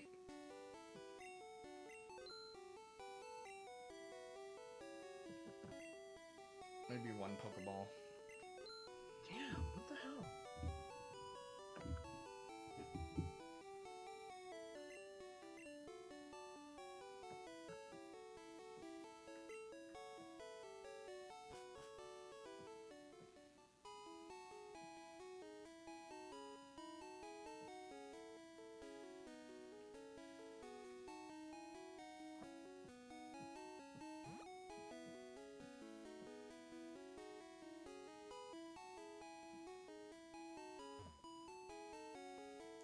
Pewter Museum. Is there anything of worth in here? I don't have the money, so I guess not. I can't do that yet.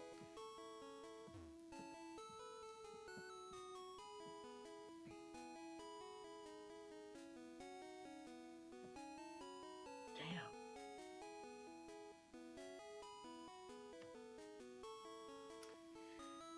I think I should get all my Pokemon to at least level 9 before I take on Brock.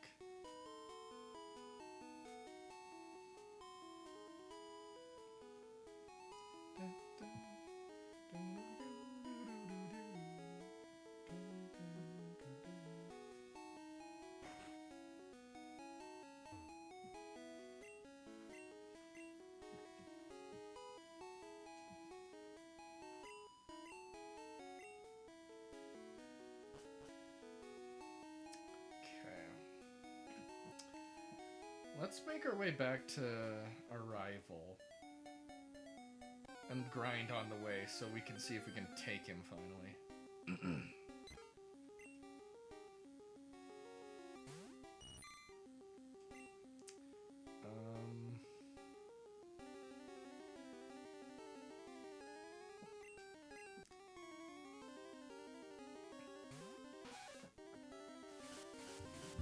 I've had a Nidoqueen on my team in Pokemon X, so this Nidoran's probably not staying.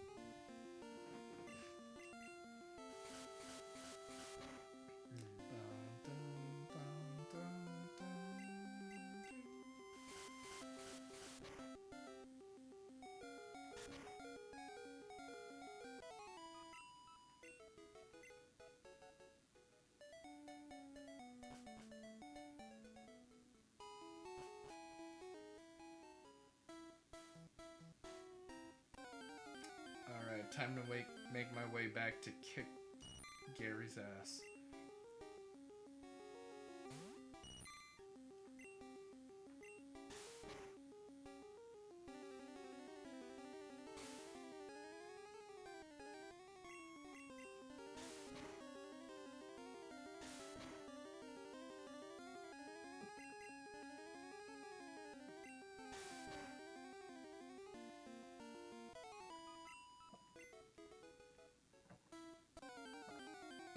Barely start before another encounter. Oh wait, I think that's Abra's cry that Metapod does. I think that's what I'm thinking of.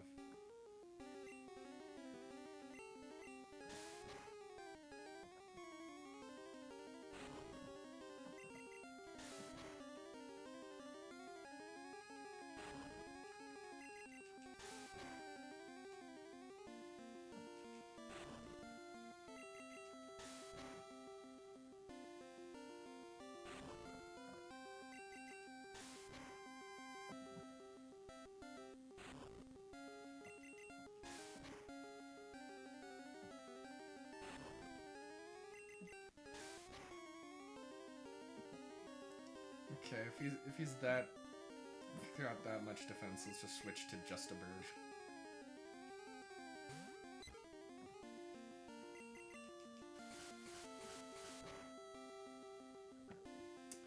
Yeah, I guess flying isn't super effective on bugs, maybe. That's interesting. I guess only fire and rock then, and I don't have those types yet.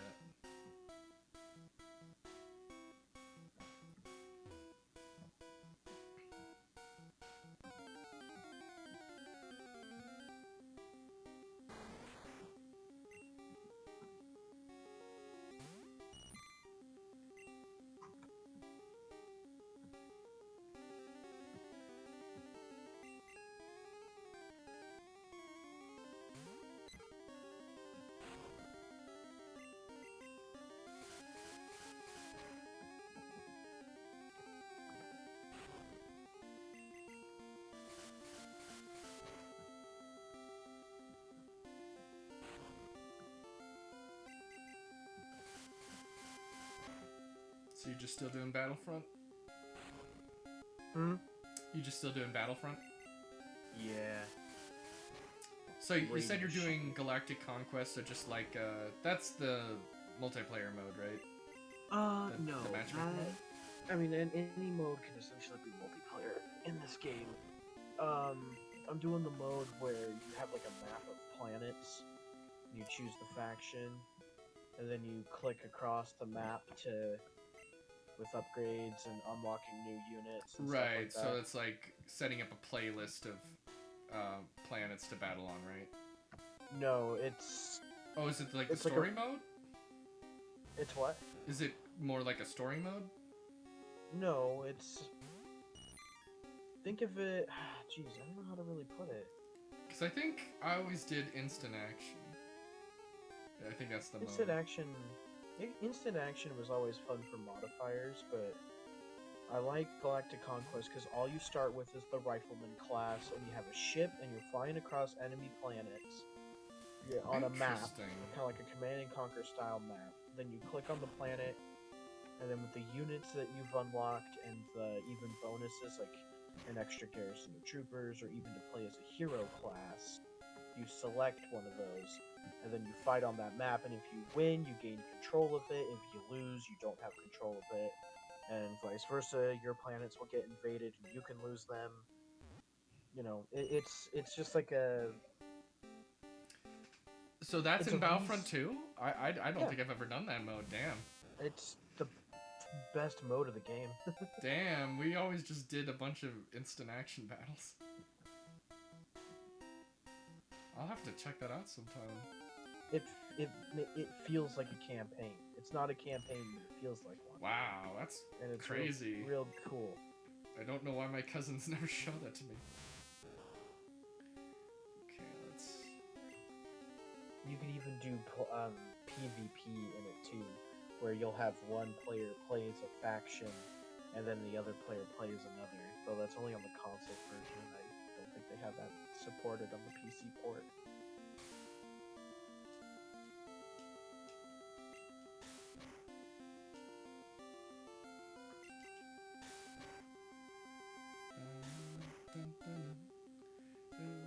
It's impossible not to sing along to these songs at some point.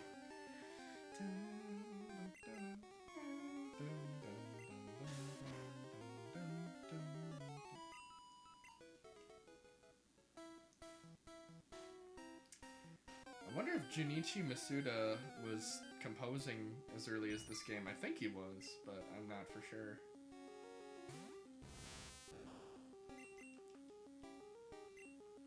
Oh, the auto turrets are gonna be a real pain in the ass, but.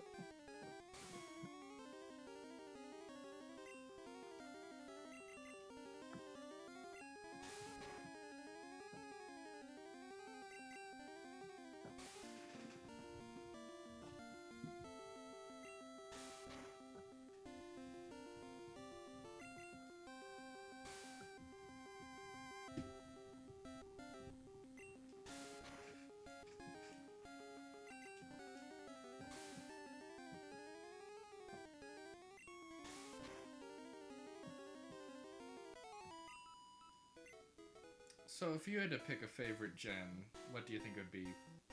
Probably Diamond? Mine would probably be 4. 4 or 2. 4 is definitely the one I played the most. 3, 4, and 5 have all got a very, very important place in my heart.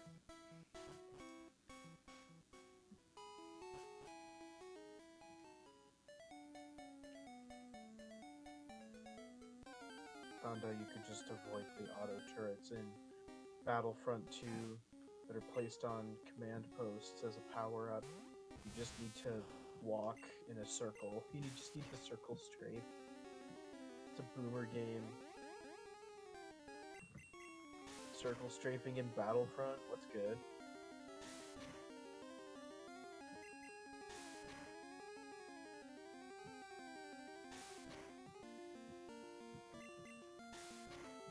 Oh, you bitch. You took the health pickup?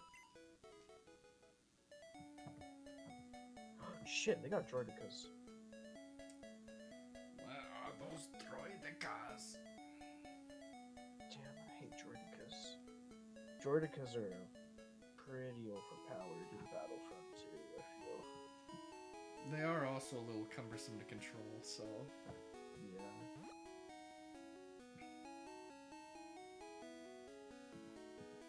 They definitely nerfed them in the later Battlefront titles, but it's a bit much in Battlefront 2.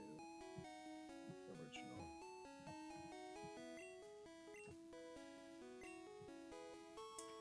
Did you see any of the footage that Dylan got that I recorded of Dylan when he was playing the Battlefront 2 remake, where for some reason in campaign levels, corpses would just start flying off all the time. No, I don't think so. It was the weirdest thing that would sometimes happen, where as soon as a character died, gravity for them just turned off. So they would just, like, ballet float away.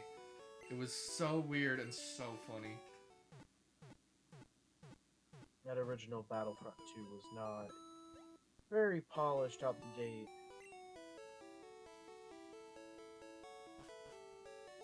Yeah, the glitches that we saw were in the Battlefront 2 remake. Yeah, no, that's what I'm saying. Is that one was a bit messy. I think they definitely fixed and added a lot of good stuff to it, but Yeah, it looked pretty fun, but definitely had some pretty severe glitches. yeah, I like it now. It's actually pretty good, but it was a pretty rocky at launch. Yeah. I think there's nothing over here. Yeah, what a waste. Okay, I think for now I'll just grind here to get ready to get my guys up to snuff.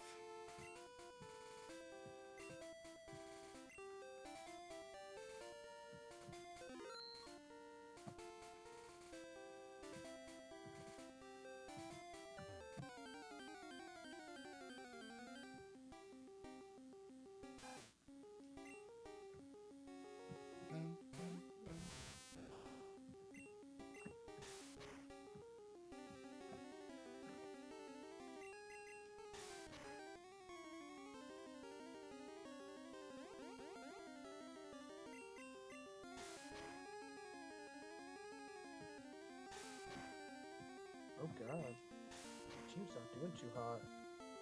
Droidicas are screwing us up.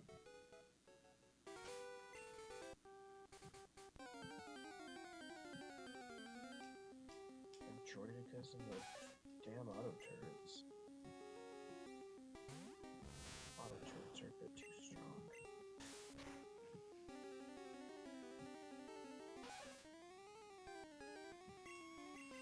Guess I should go back to the forest because these guys are a little lower level, so probably won't get as much XP.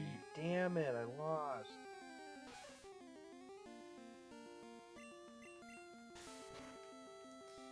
Maybe I should just train in the route that's closest to Pewter City.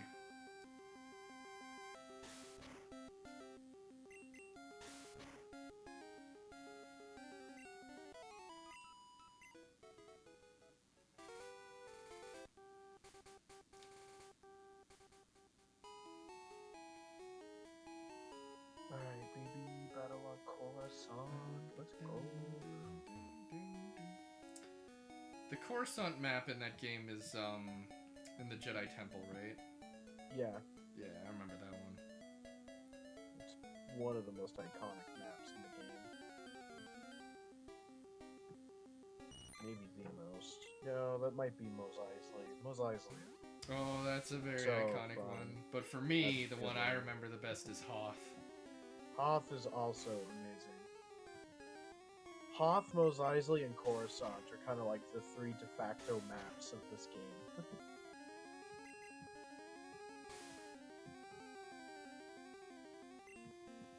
Mos Eisley is a really fun one for the mode where you play as all the heroes and villains. Geonosis is great too. I like yeah, that that's a one. good one. I like the Mustafar one. It's not as Mustafar's a lot of open, fun. but Camino's good too. Mino's a lot of fun. I don't know if I'd really say there's many bad maps in this game. Yeah. I think there's probably some, but I just can't think of them right now. Polis Massa is kind of Oh yeah, okay. I'm not a big fan of that one. Utapau's alright. I liked It could have been better. It could have been better, but I liked it. Yavin 4 is fine. It's not great, but it's not terrible. Never played Felucia much. Felucia's yeah. No, I don't know if I really like that one. I really love the rebel ship map inside I think I remember that one. Tantive or The Tantai Tantive 4. or whatever it is. That one's good. That's one I think that's exclusive to Galactic Civil War. Oh. Jabba's So Palace the is also- mode you're doing right now? No, it's not in this mode. Oh. It's I'm that, not I think sure if that's I- only an instant action map. Oh, okay. Still, I might not have done that one much.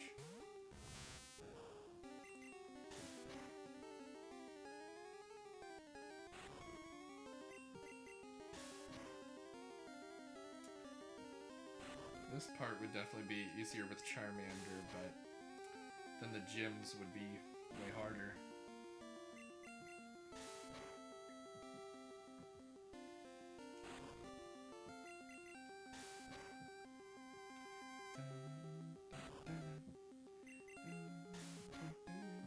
Damn. Hostility here.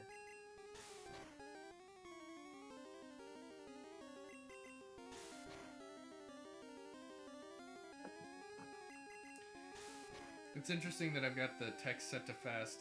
I actually, as a kid, this might be just like a weird thing where like I think it happened, but it didn't really. But people have always noted that I have a fast reading speed, and as a kid, it always felt like Pokemon helped me with that because I tried to get through the text as quick as I could. Yeah, I made sure all my Pokemon text was real fast. It also taught me a fair amount of words like astonish and Yeah. paralyze. Antidote.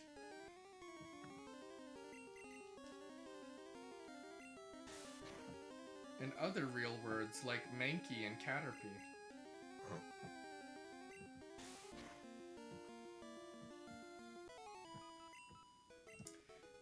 What gen would you say has some of your favorite designs, like, of the Pokemon themselves? Because for me, I'd have to say Gen 3, definitely. Gen 2, I love how it looks. The Pokemon looks so great. Yeah. I remember there was, I don't think I'd be able to find it if I looked for it again, but, there's a meme I saw where someone like drew a Pokemon representing the design style of each generation, like so like a fake Pokemon that like kind of fit the design stereotypes of each gen. It was interesting to know how they all kind of fall into styles. Like Gen 2 was like a lot of like round shapes.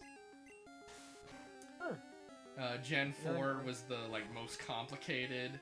Gen 5's got kind of like a American cartoonish style.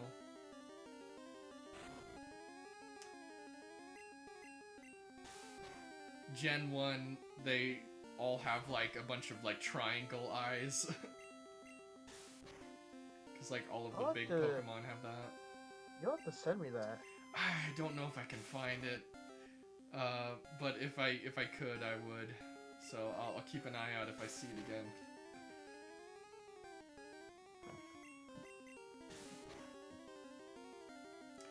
I think the stereotype it had for Gen 3 was like real animals with like slightly unique designs.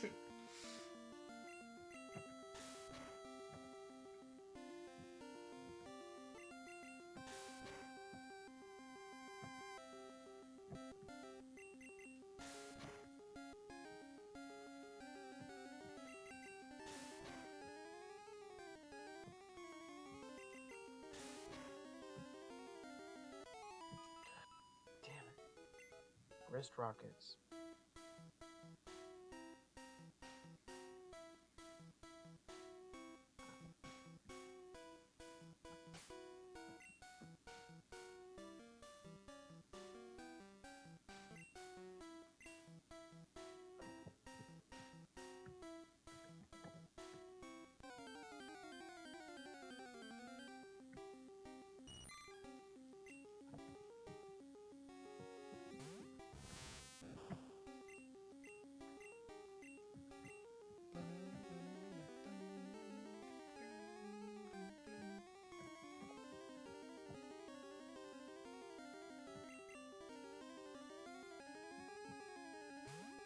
Let's give Remy a little more attention.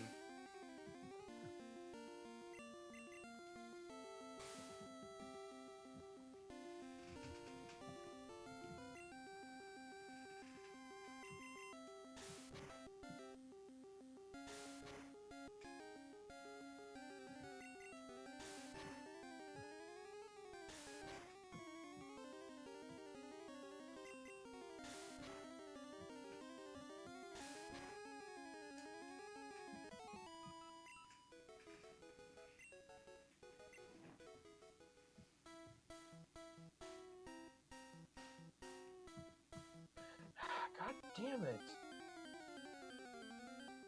What happened?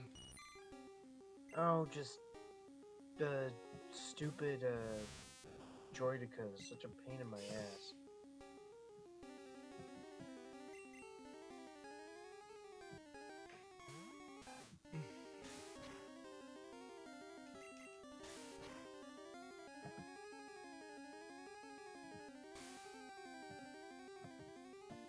I wish the Droidekas had a decent counter.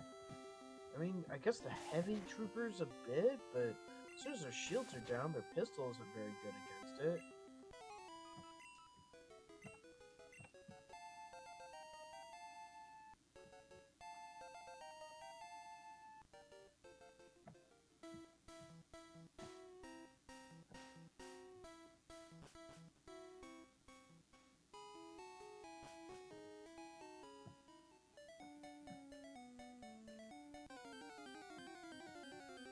Did you ever see any of the early version of Pokemon Gold and Silver that leaked a few years ago with like a bunch of Pokemon that never actually got put into the games?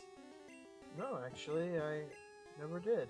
I think it was like the Space World demo or something, but like, so it was like a very early version of Gold and Silver, and so there was Pokemon in there that they later decided, we're not gonna use it. And like nowadays, we don't really get a chance to see the scrapped designs and stuff, but it was very interesting seeing what could have been. That seems interesting. Apparently, I saw recently a Did You Know Gaming video on this, but Lugia wasn't designed in-house by Game Freak, it was designed by the writer of the anime. And he was kind of had the weird idea, I guess, that it would be an almost anime exclusive. He wasn't even expecting it to ever show up in the games, and they were like, yeah, that's cool, let's put it in the games. And he's like, oh, okay. That's actually really freaking cool. I think the original Silver Legendary, like, based on, like that beta stuff that I was just talking about, I think it was gonna be like a lion or something, but it ended up being Lugia instead.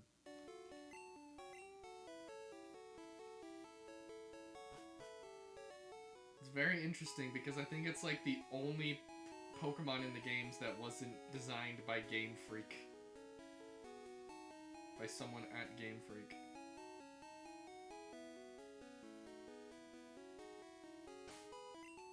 Okay. Let's just train up here.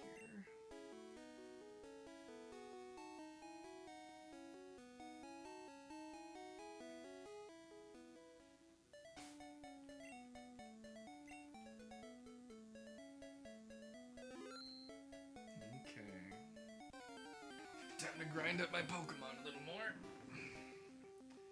Because especially this early on, there just really isn't much in the way of type advantages. Pretty much everything's just got normal moves.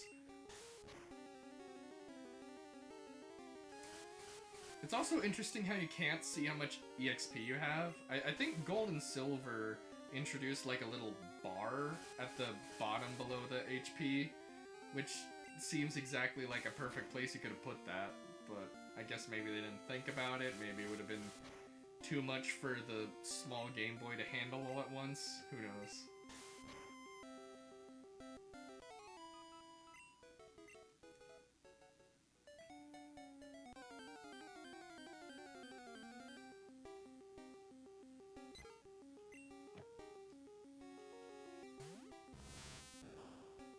I have taken Tatooine. I have colonized Tatooine. Mission complete. it's probably better management than they were under, so... Please liberate us. We've had enough of these gangster huts. How conservatives see the Middle East. I was watching a video on the Star Wars prequels that was talking about kind of how young and naive Padme is at first, and how like she's grown up in the relatively sheltered planet of Naboo, and then kind of like how she's like kind of like a sheltered liberal, and then she finally sees Tatooine, and she's like why is there slavery here? Like what's going on here? And it's like, oh honey, you just don't realize, huh?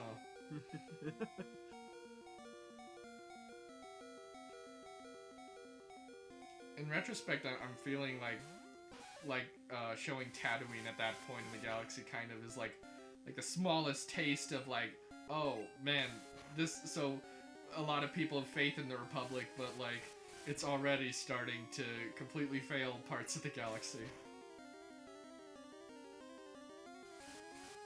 Because technically, she's like, technically this place should be fine, right? But it's like, the laws don't really apply here. One of the many genius things I feel about Star Wars lore. So freaking cool. Yeah.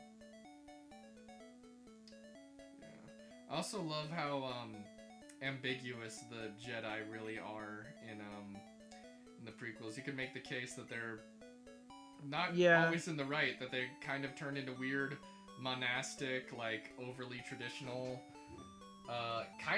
they end up kind of becoming cops by just getting wrapped up in everything that happens in the Clone Wars. Yeah, I'm very anti-Jedi. I've made that apparent before. You're a gray Jedi? I mean, I guess that would be the kind of, I guess, hypothetical Star Wars ideology I would maybe most agree with. I don't think the Jedi were as any good as the Separatists, the Sith in many ways. Well, yeah, I think that's part of why thinking of the Republic as kind of today's liberal Democrats is a good comparison, because it's like... Yeah. Because, looking into more about why the Confederacy separated, obviously there wasn't a lot of faith in the Republic, but if you look at the main organizations, it's all bankers and stuff, so it's pretty much libertarians who don't want to get taxed, so it's not really the better solution, but the Republic themselves are also unwilling to look at their own flaws, and the Jedi end up, they kind of start out you could say more spiritual, and end up just kind of in a sort of cop kind of role, because they don't realize what's happening to them. They just end up being enforcers of the proto-empire. Pretty much. And then it as soon as they realize things are bad, it's too late. Yeah. And yeah, gee, it sounds very similar to what we're going through right now. Yeah, it's pretty prescient, huh? Gee, it's almost like America got a taste of fascism, and the Democrats kind of didn't really do anything about it. Now we're just kind of screwed. It kind of reminds me of what would have happened in the world of Starship Troopers before the cameras start rolling, but even more subtle. In Starship Troopers, at least the audience can see more clearly what's happening, but in Phantom Menace and Attack of the Clones, it's even a lot of the audience can't really see what's happening yet. I do love Starship Troopers, though. It's a really good film. Yeah, it's really good. Yeah, it's just Star Wars goes in a different angle. Starship Troopers is the propaganda kind of side of it, but yeah, Star Wars is how does a normal democracy turn into that without people even realizing? Yeah. The thing I love so much about the Starship Troopers film is that it's an adaptation of the book, but it's a complete middle finger to the book. Right. Because the book is so pro-fascist. Guy who wrote it, I think he was a Nazi or at least a sympathizer. And then when it gets turned into a movie, it's I think it's interesting when you get adaptations like that put so much of their own spin on it. I think that's very interesting. That makes me want to get like a remake of Red Dawn. That Oh, is that would actually, be interesting. very, like yeah. very Because content. I watched Red Dawn a little while ago, and it is like hardcore conservative propaganda. It is like some of the most like eyebrow raising, like kind of like pro-fash kind of shit I think I've ever seen from Hollywood. But it kind of made me think, like, what if we kind of got like the antithesis of this? That'd be really interesting. Yeah. Carry the same name yet completely change its message. Yeah, that'd be really cool. You could do a lot of stuff with that. That'd be awesome. It probably won't happen. It'd be cool if it did. I kind of wish they would do something like that for American Sniper. That would be interesting, yeah. Well, Because I think that premise could have, you could have really done some really biting stuff with that. Instead we got Bad Plastic Baby. Yes. Oh, that movie bored me so and much. very, very eyebrow-raising political statements. Which, I mean, it's not surprising considering that was Clint Eastwood who made that, right? Yeah. I've heard Yeah, some he's, people say, like, there's more to it than people realize, but I don't get it yet, so...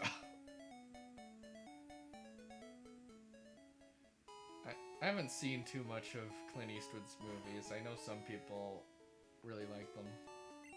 I've seen his later films for the most part, and they're anal sauce, dude. They're real bad. I'm curious about them at least. I think I should check out at least a few more. He got nominated for an Oscar, I think, for one of them, The Mule, which was the most like mediocre movie that was nominated at the Oscars that year. Like, it may have not been the worst, but it was certainly the most mediocre. Like, it was solely there just because Clint Eastwood like directed and acted in it. Right. I'm gonna run another quick ad break because it's been another hour and I'm just grinding. Good. Oh my god, I'm still just shooting battle droids in space.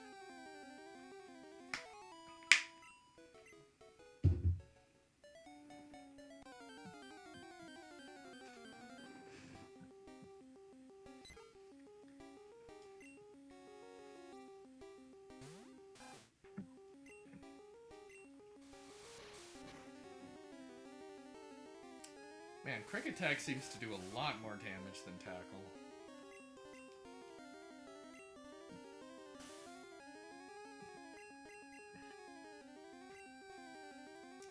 But a lot of my attacks are missing. Jeez, what is the accuracy?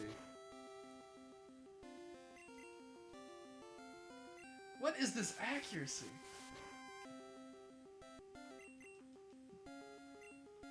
Oh my god. I swear I've never had accuracy that bad in later games.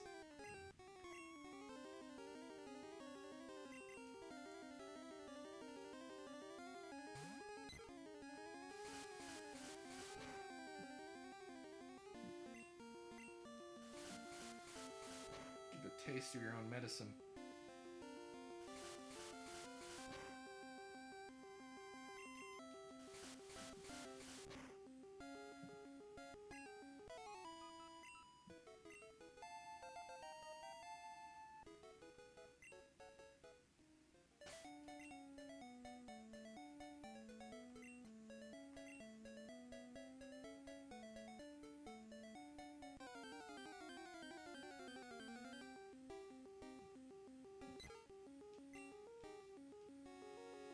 Fuck yeah, we win again.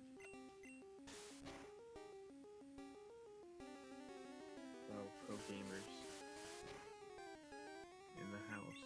Oh my god, it's 1 o'clock. Ooh, shit. I did get a bit of a late start, but yeah. Time flies. I gotta go to bed. Alright. Yeah, if we gotta head out, you know. Yeah, I was glad I could have you. Yeah, of course. It's always a pleasure to be on. Alright, so, yeah, with my new AB schedule, midweek next week should be Halo again, probably. And then after that, the week after, if I've figured out port forwarding by then, maybe we can give Gauntlet a try. Alright, yeah, sounds good. Alright, be seeing you, I guess. See you, mate. Bye-bye. Bye.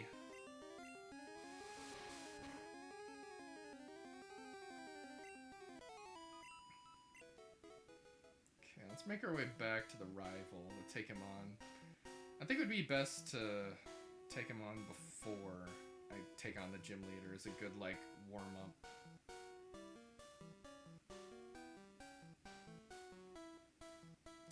The encounter rate seems to be very interesting when it comes to the grass. There's, like, long stretches where I don't see anything, and then sometimes I just instantly get it.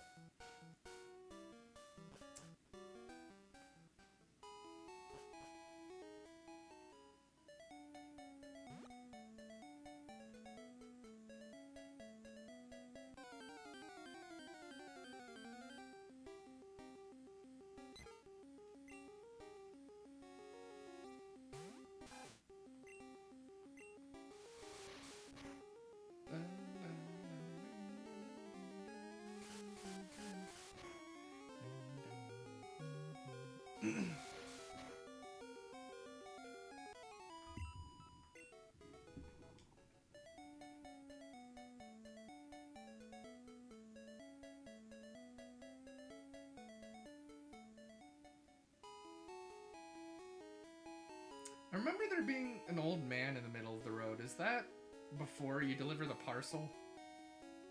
I guess because I didn't go up, I didn't see him.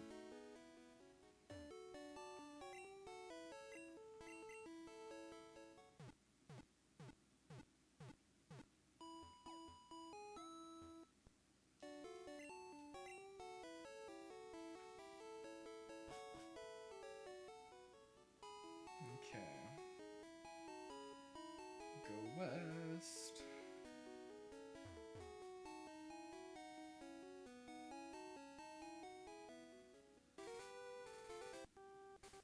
Okay, what are my Pokemon looking at? Okay, if I can get just like Remy to level 9, I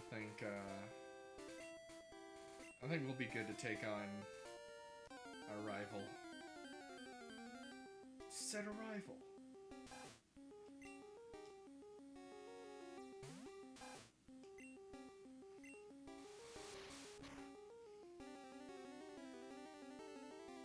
Remy has betrayed his race. He's gonna slaughter them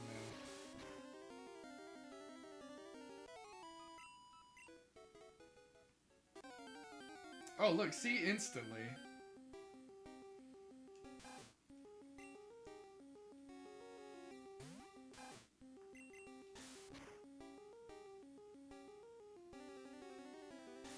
Wow, that's with no critical.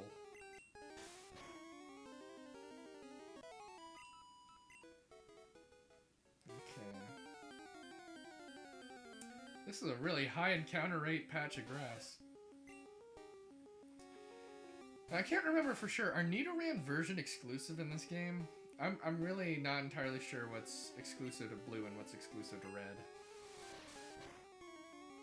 I think I looked it up, and I might have it. I might remember it, but I'm not sure if I've got it quite down.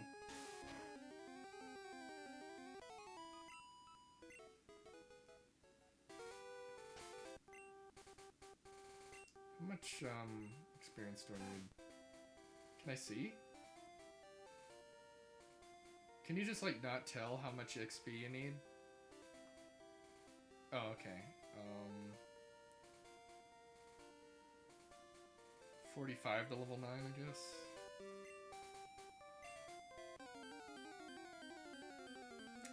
This patch of grass is swarming.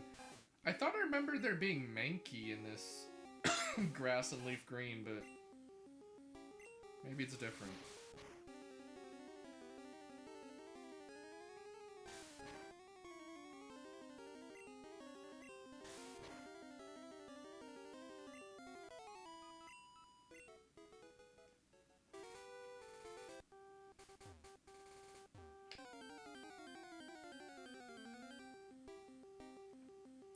lot of rats, though.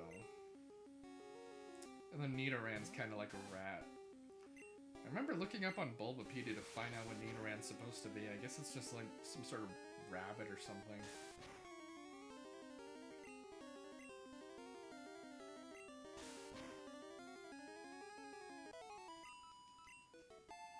Okay.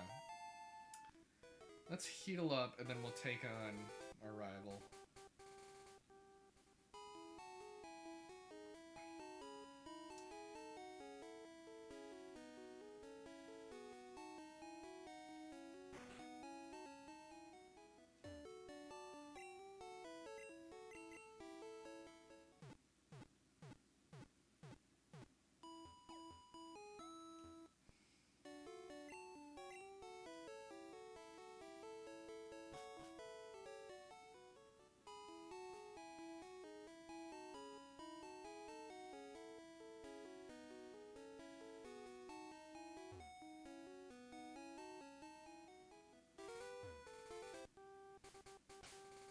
Okay, let's have,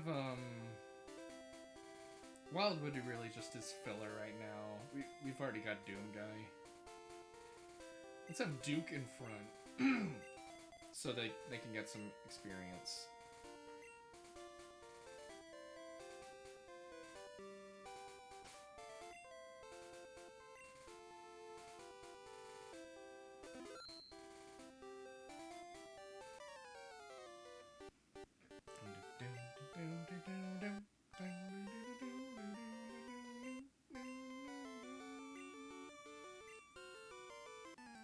Well, they have since we last met. And they beat the shit out of me so hard I blacked out.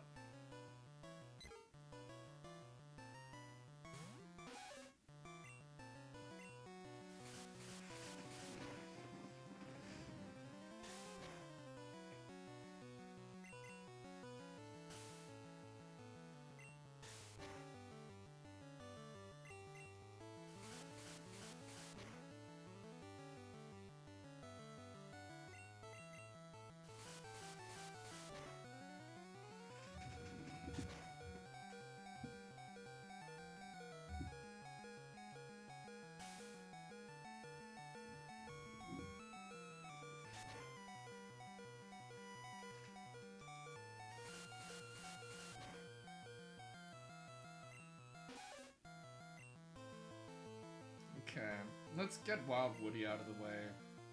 He can't do anything, so...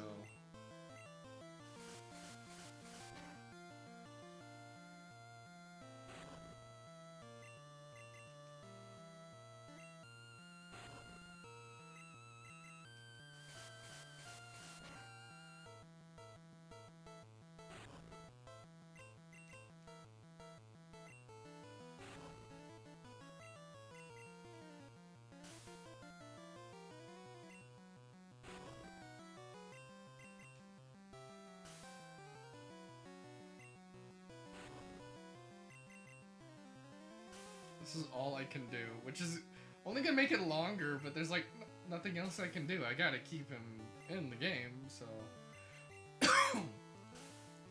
Just stop sand attacking me and just kill me already. I don't have any moves, you don't need to do this. Why are you doing this?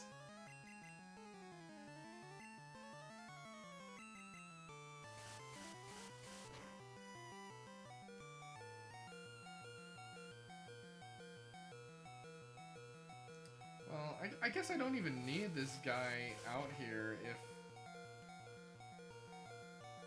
if I can... Okay. I realized I might not even need to take him out, considering all the other Pokemon I've got here. So let's use Just a Bird.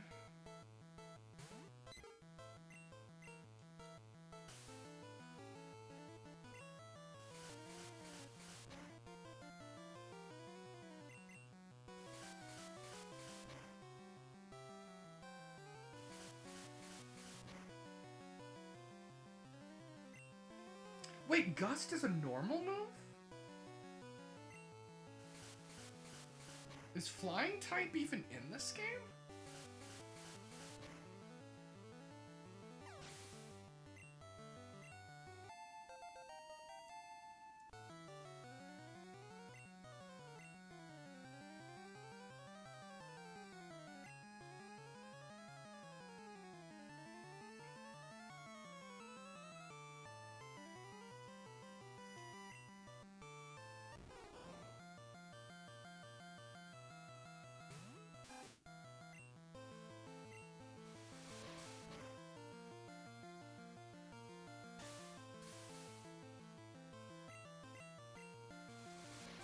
Man, Nuzlocke will be interesting in Pokemon Yellow. I'm probably gonna have to really be careful.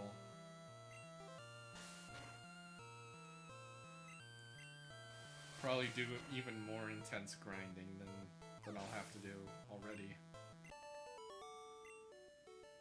I defeated Pokemon.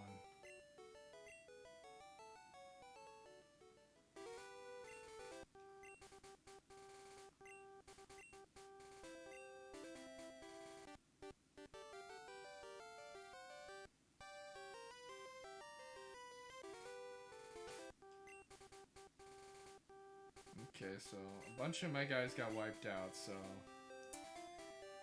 let's take them to get healed.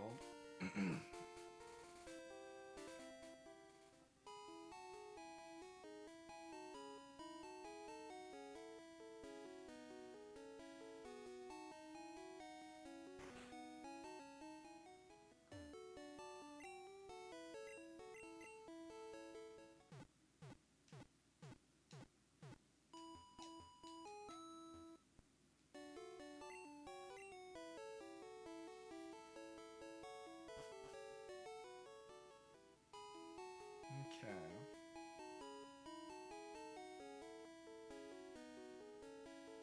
Let's see if there's anything else to do here. I think that's all we can go right now, but...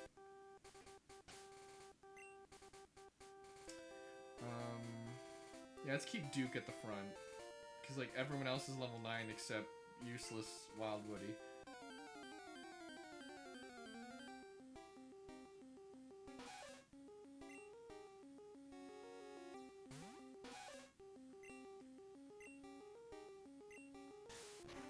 Man, these movesets are so useless right now.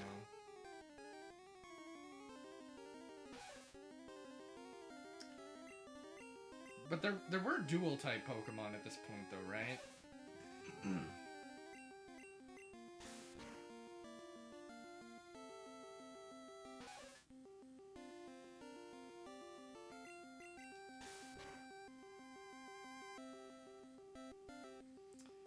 And the color scheme of this game is so white, and it's on a screen way bigger than it was supposed to be.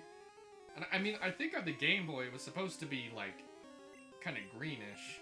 I might experiment with color schemes, because this super white style is a little rough on the eyes. Maybe I might change it to be not so harsh.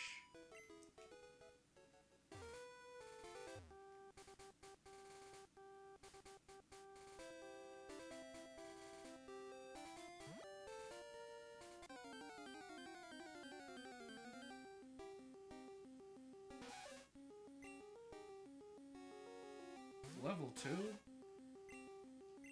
This guy's weak.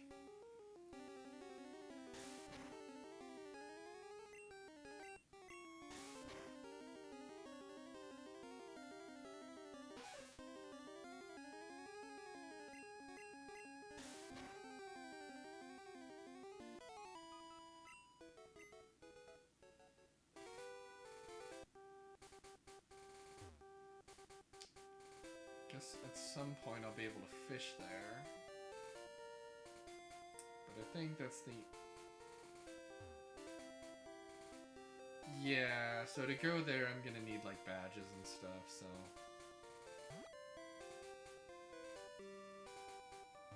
Good old-fashioned ledges. The source of many frustrations when I was younger. That you couldn't just go back up them.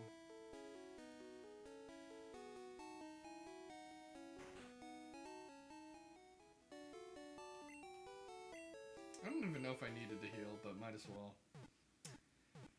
So I think at this point we just check out the gym and see where things are at. It's interesting how I haven't even seen enough Pokemon to populate like my team yet, because technically I've got a Caterpie and a Metapod. And I wonder, can you even get Weedle in this game? Because I think I've only seen trainers have them.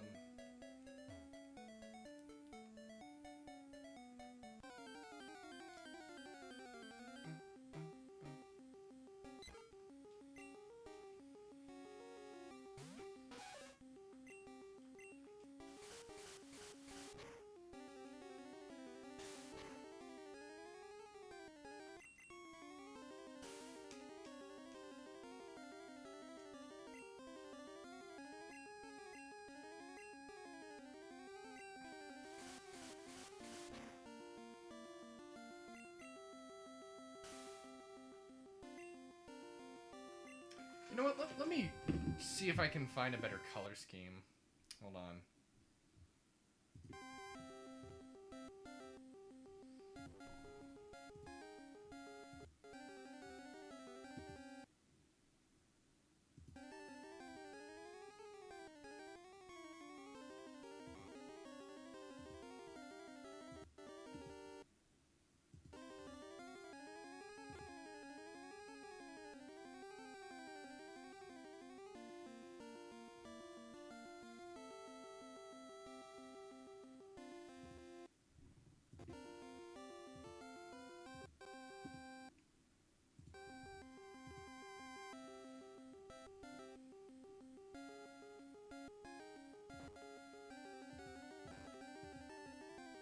Sorry for the glitchy music while I figure this out.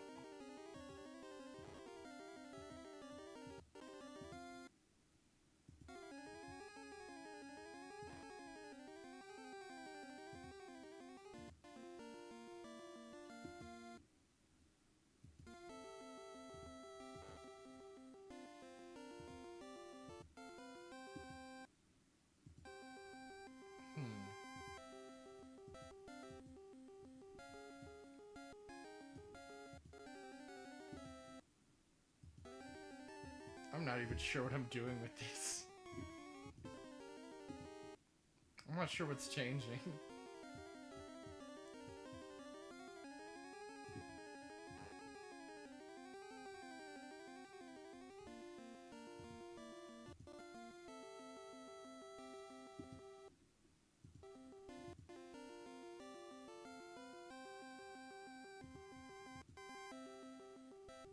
I'll have to look more into what I can even do with the colors, because I see I'm changing the colors in the settings, but it doesn't really seem to translate to... I don't know what the relationship is, because I can tell the colors change slightly, but I don't know what specifically I'm doing.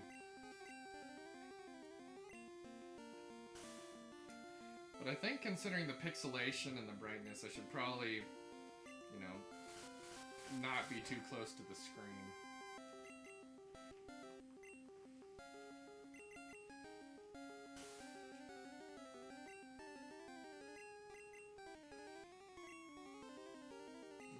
Gets to this, I think I'll just switch to someone who doesn't have bad accuracy.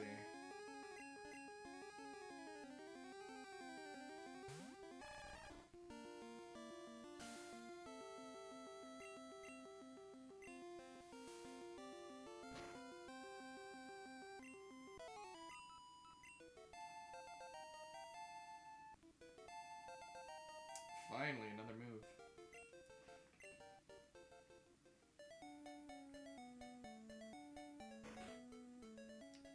Do we need to go through the forest again? Okay. Hopefully, we won't have to do this too many more times.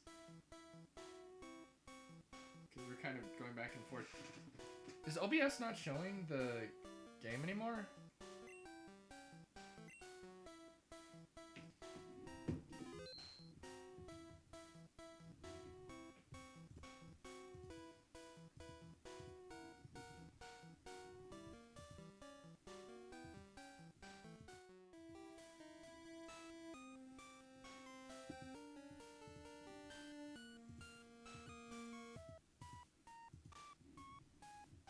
That should fix it.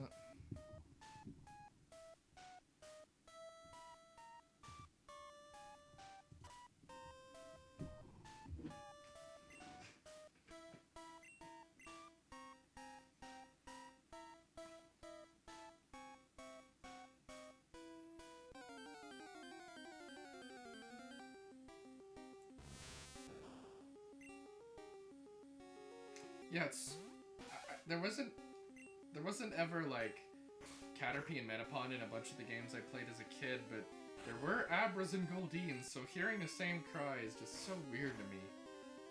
It's so odd having Pokemon share the same cry.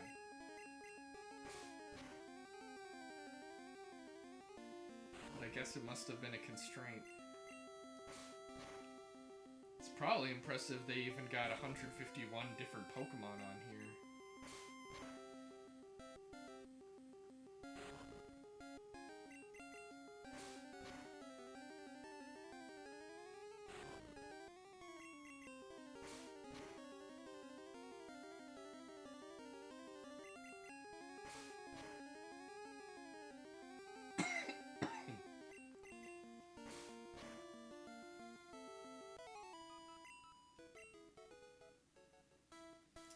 Hopefully once we start getting higher level, getting more moves, getting more diverse options of Pokemon, this will start to not be as monotonous. Because it's definitely a little bit slow to start.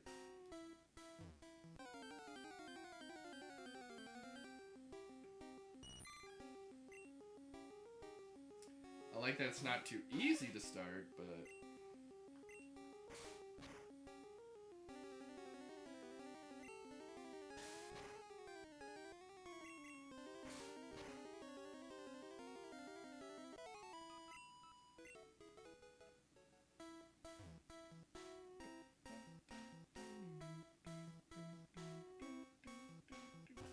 I remember as a kid when I was super into Super Smash Brothers and all the stuff they could add, I think I wanted a Viridian Forest level, a Viridian Forest stage, and I wanted them to like do a cool remix of the music. I also thought the one tower that Rayquaza's in could be a good Ruby and Sapphire stage, but of course by that point it was already a little older, so they only went with the Diamond and Pearl stage with Dialga and Palkia.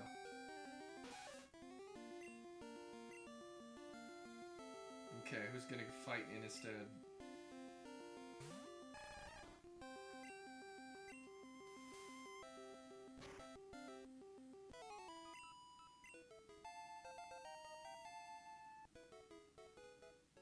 Okay, let's go to Nurse Joy so we can get the Duke back up and running to kick more ass.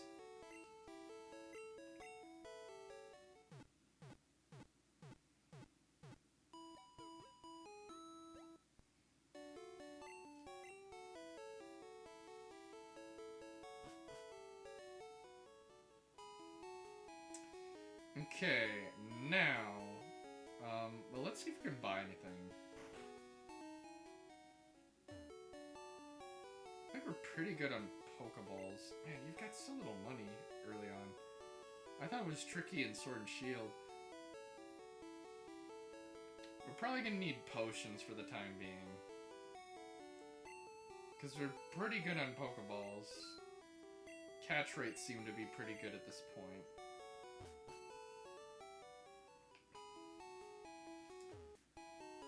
So, for this gym, we'll probably want to put Squirtle at front so he can get as much experience as he can get. Just while we're in here.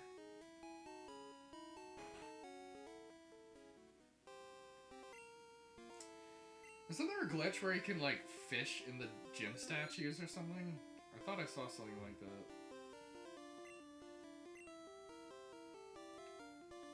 It's also interesting how every time when there needs to be a nondescript Pokemon thing in these early games, it seems kind of Rhydon-y.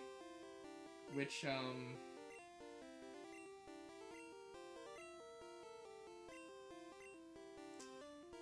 probably makes sense because Rhydon was the first one designed. Okay, so I think technically you can avoid these guys if you want, but nah.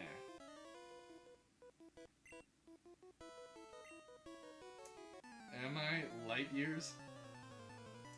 People have already pointed it out with the Pokedex writing, but maybe more of the dialogue in this game also is pretty hyperbolic.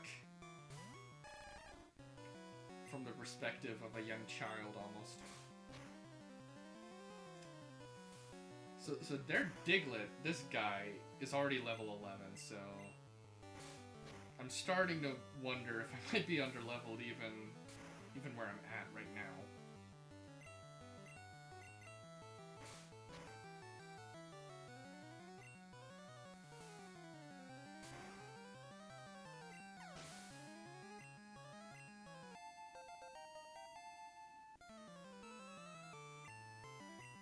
Ooh, Sandshrew.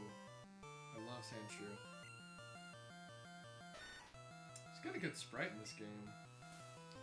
Even though it kind of looks a little different from all the other sprites. I don't know, something about it seems slightly different. The style.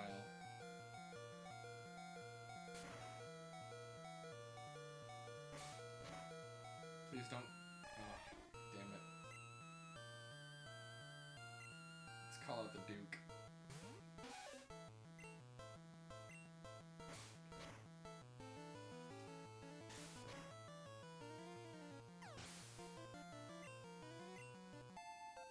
Whoa, did he just level up twice instantly? Damn.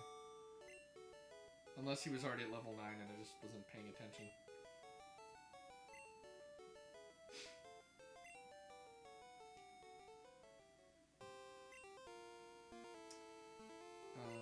I just want to check something. What are the typings? So type 1 water.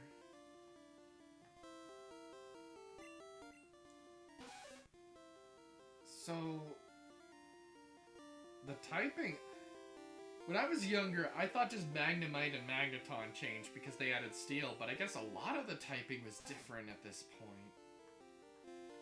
Did they even have second typings? Okay, Pidgey has normal flying. That's so weird that they would... that a lot of these Pokemon are only one type, but they would already indicate the need for normal as well. And Gust being a normal move as well, that's very odd. Okay, so I think they'll just let me leave, right? So let me just heal up, because I am gonna need Squirtle for this.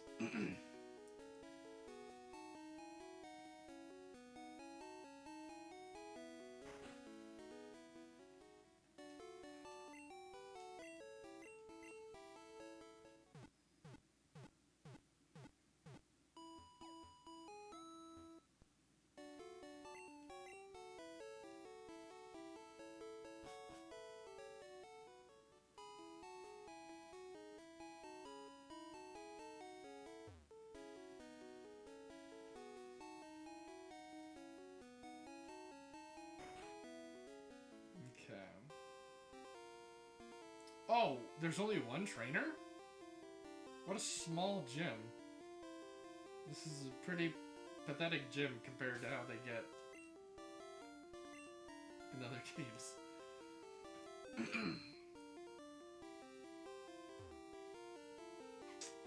Let's see if we're ready.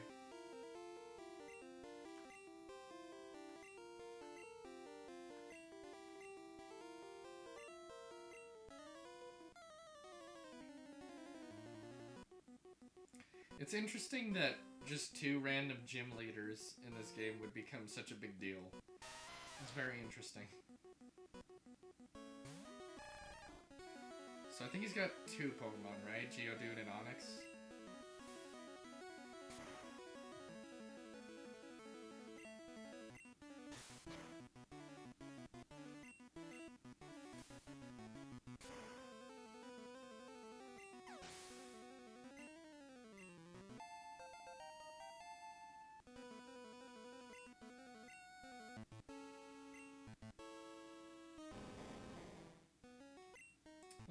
14, damn. But if I can cinch this with Squirtle... So, it's probably already rock ground if it's doing that much damage.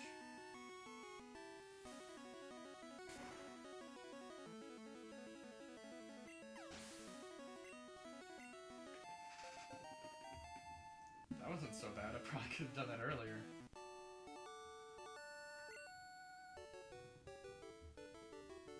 But I'm probably going to need to level up my other guys even more, considering what level these guys got to.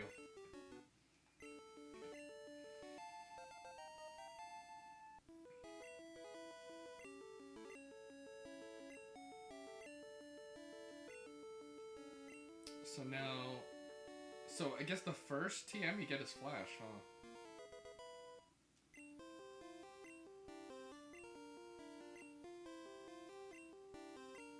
I mean HM.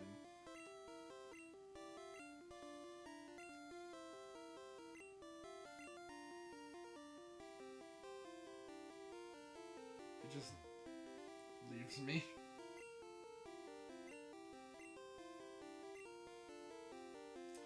So Cerulean is Misty, right?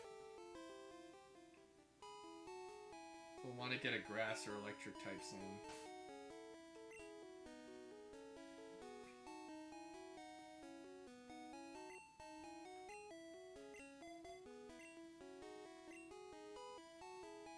Wait, I'm already healed? No, I need to heal again. Then maybe we'll check out the museum, see if there's anything worth there.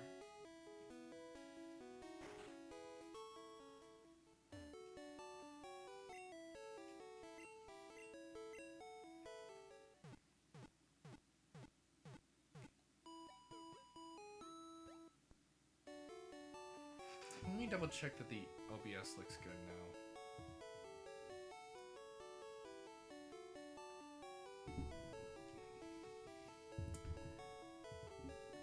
The viewer count's probably not coming up very well, is it? Or does it just depend? Okay, so the viewer count you can see outside. Most of the time it's pretty white so you can see things. If anything, Restream's kind of off, but not a lot of chatters right now, so it seems to be okay.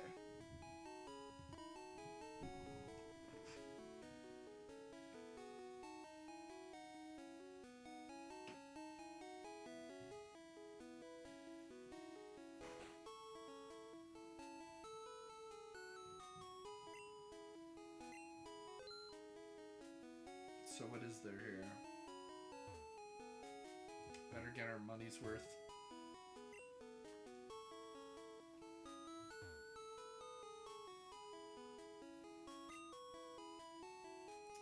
Weren't these the inspiration for, in Pokemon Heroes, when they bring these guys to life?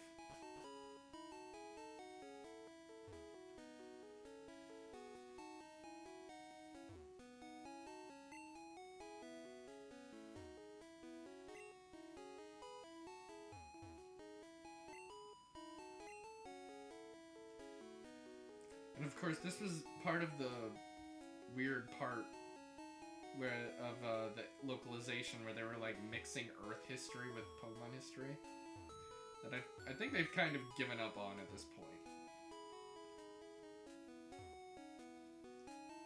Because I think that might have been a quirk of the localization where they didn't really see where this series was going to go. And I mean, I think that's also why they talk about Lieutenant Surge being part of a war.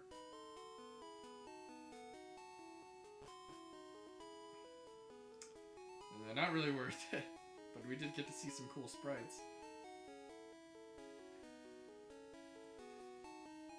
Should buy some more stuff.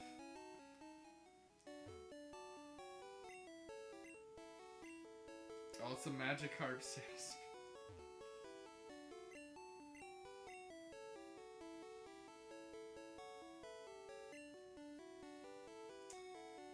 So, wait, how much do I have of everything? Because it doesn't show you. 7 Pokeballs, 3 potions, Burn Heal, Paralyze Heal.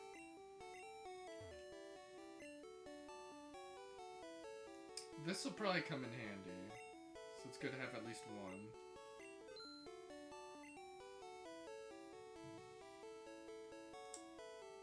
I think it'd be a good idea to get an antidote and awakening just in case.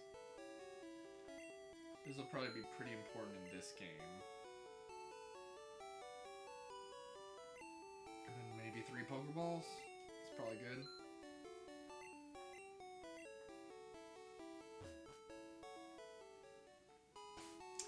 What game was it that combined the Pokemon Center and the Pokemart first? Was that Black and White? Or was it X and Y?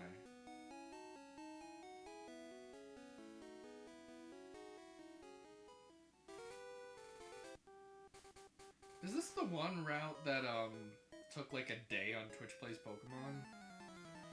I think it is, but I can't remember for sure.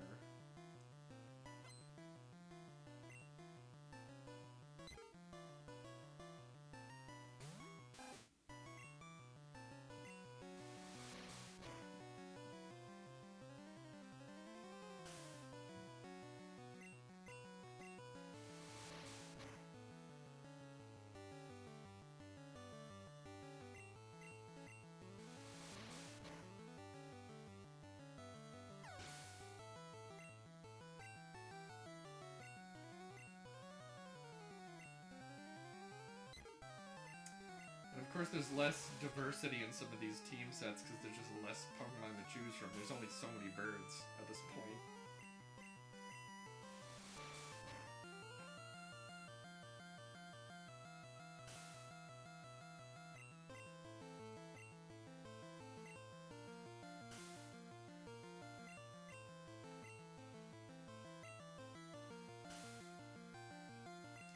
So many Pidgeys early on just screwing with my accuracy. It's so annoying. I can't wait to get past all these Pidgeys.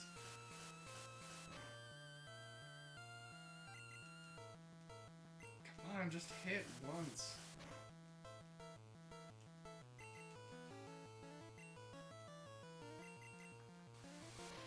Finally.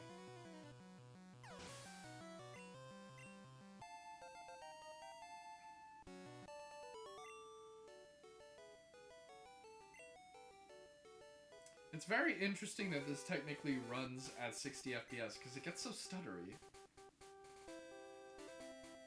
Okay, let's have Doom Guy.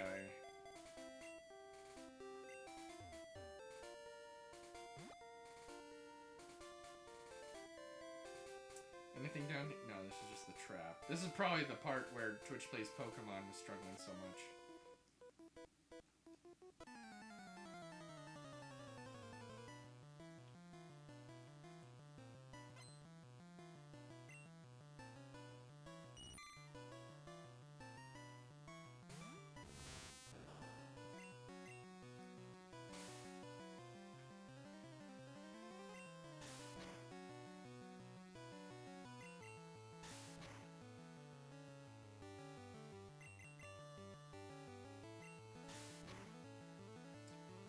It's very annoying that there's a lot of accuracy affecting moves at this part of the game. Well, I guess that's speed. Like, accuracy and speed. Just very annoying to suddenly always have thrown down. But I guess the bug types usually do that in these games, but the prevalence of Sand Attack is really annoying. And just how effective it is. Because accuracy does not seem to be very strong in this game.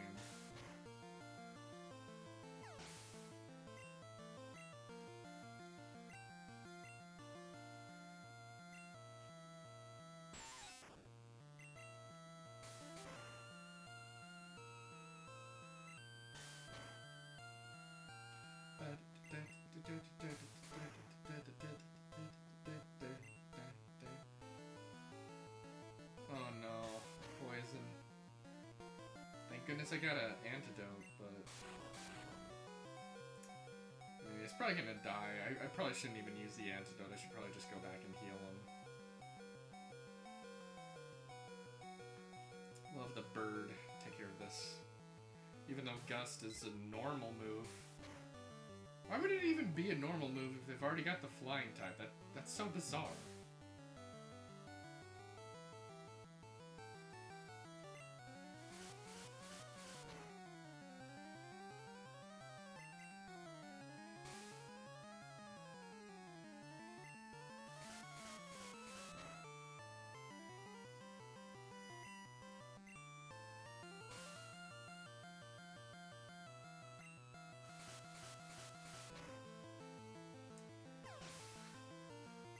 Even though I love the Gen 3 melodies the most, it is really impressive how catchy the battle themes are even this early on. If it is Masuda, then he was really on it, like, from the very beginning. Part of the thing that's so annoying about Gus being normal is there's so many bugs at this point. It'd be a perfect move to wipe out a lot of these bugs.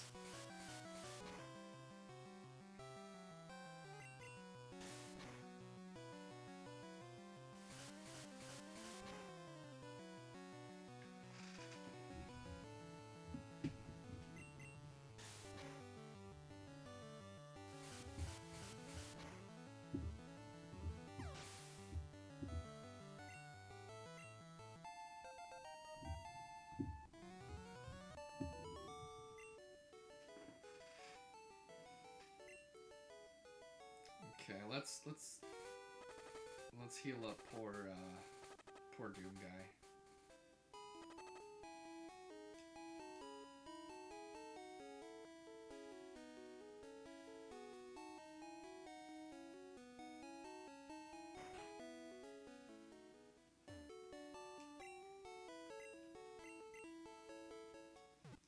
Thank God for all this free healthcare.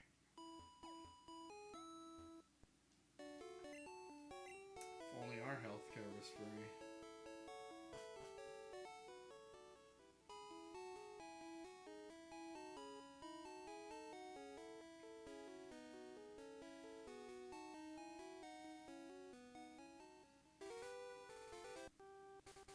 Okay, back to where we were.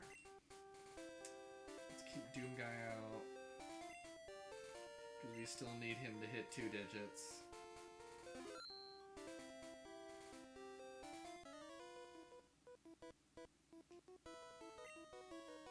Oh, it's the shorts guy.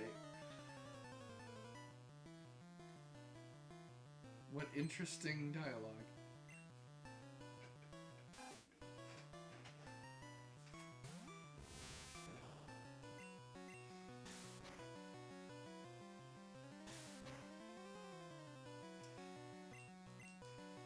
You know, this is a point where maybe they could have had the grinding be a little less tedious early on and then ramp up a little more. But it is nice how they have that organic level of, oh crap, I need to level up my guys, because just going through won't be good enough.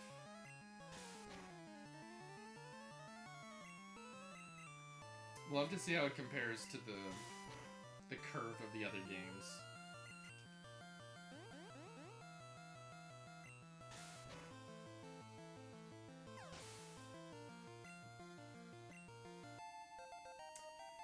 I think it's gonna turn into Butterfree now, right?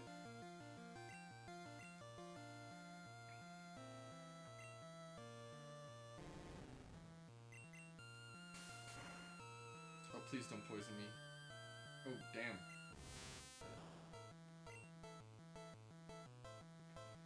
Will it still evolve? What are we gonna use? Let's use you, why not?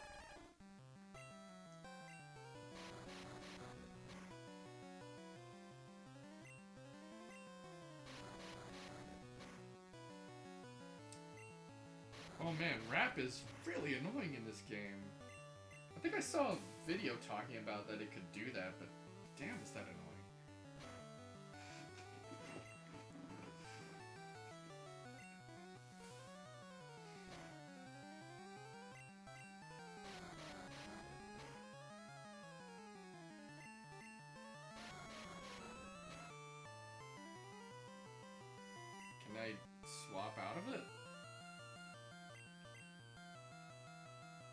Guess that's the only thing to do when you get wrapped, right?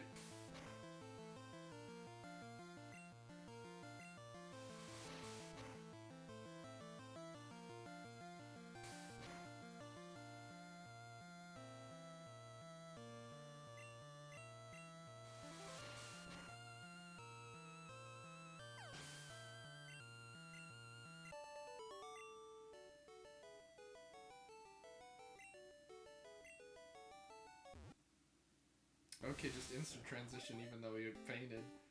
I don't think I've ever had a Pokemon evolve and faint in the same match before. I don't think I've ever had a Butterfree on my team, so he'll probably stay for a little while.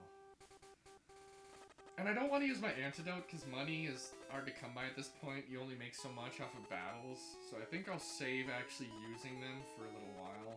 At least while it's more convenient to do this.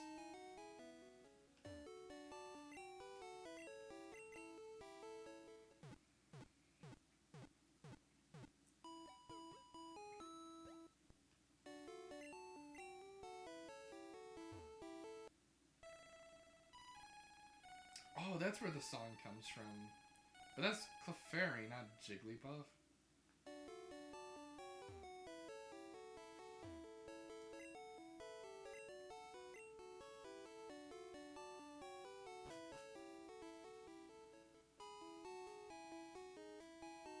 Yeah, this game is technically 60 FPS, but look at the flowers, it's like only a few frames. That's why it's very interesting that it is running at 60, considering how few frames there are. It's like each of these frames are taking up multiple actual frames. Let's keep... Doomguy is evolved, yeah. Let's keep Doomguy out for now.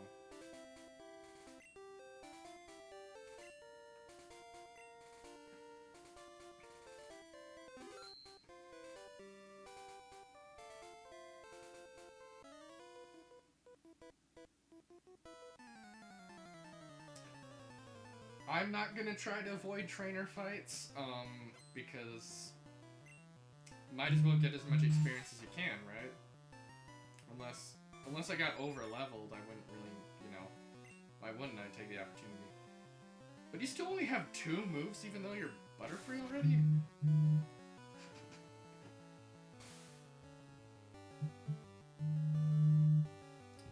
Hold on a sec.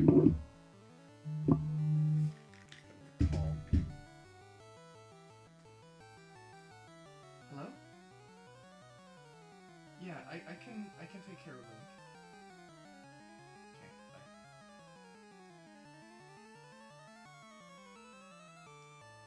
Okay, give me a sec. I'm gonna bring my cat in here again.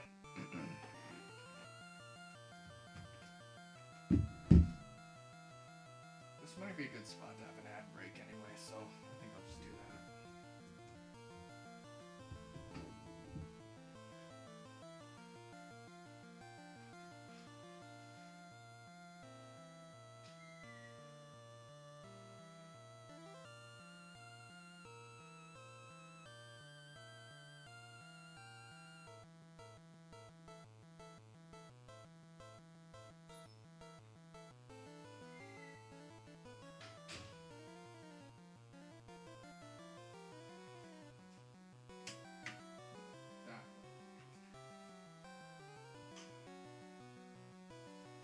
Got our own little Meowth here.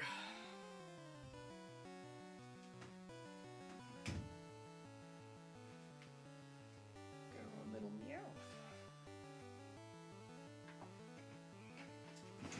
Gonna spend a little time with me, Linky.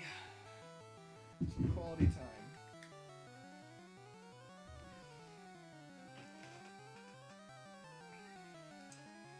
Yeah, kitty, you can be on my lap.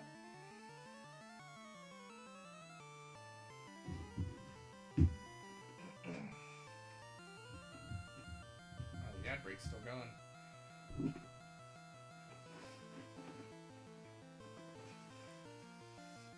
gonna have to eventually make sure that my computer's not getting cat hair on it.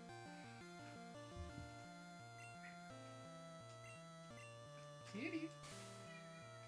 Yeah.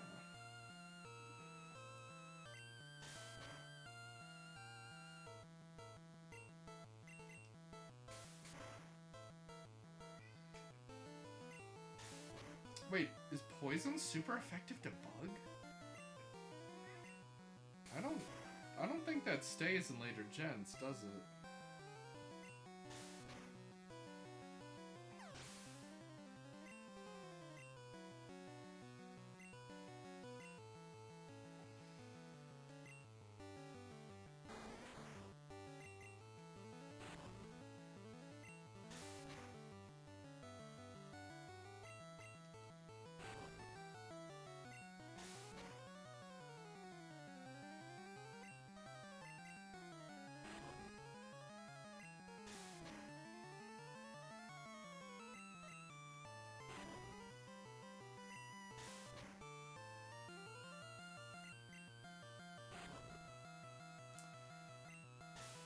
I think part of the tedium of the curve early in the game too is with all of these bug types, you're getting lots of hardens.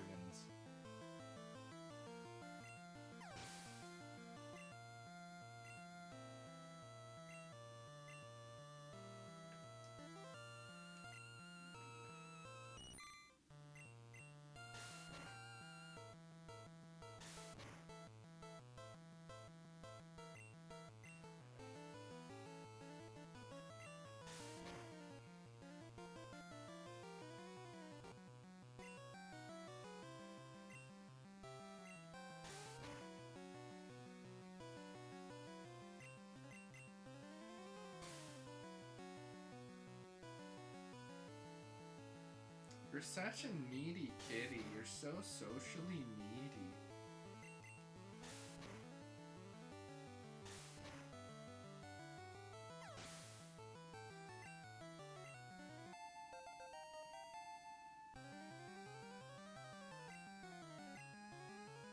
Yes. Now let's do, no, don't go on the table, kitty. Let's do Remy.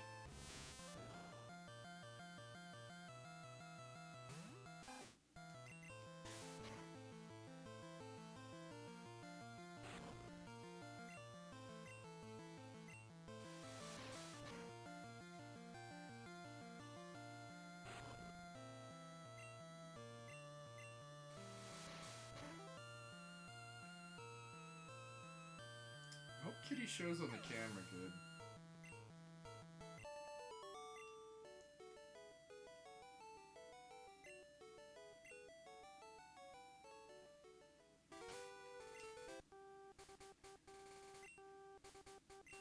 And we gotta place Wild Woody at some point. To get more Pokemon.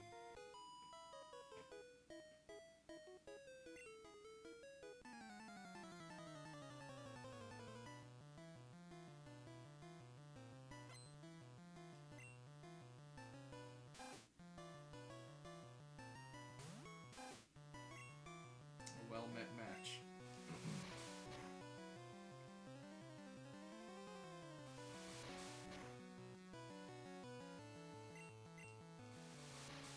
Only one rat can stand though.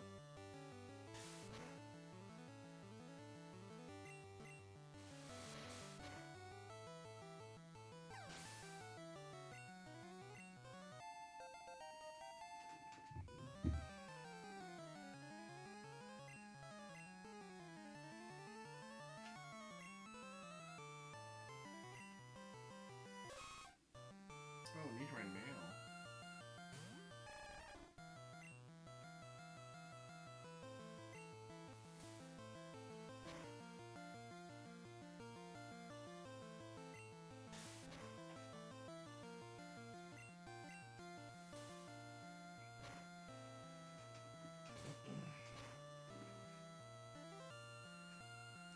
Don't chew on that. No.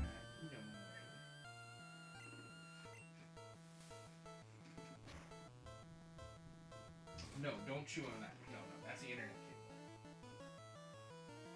No.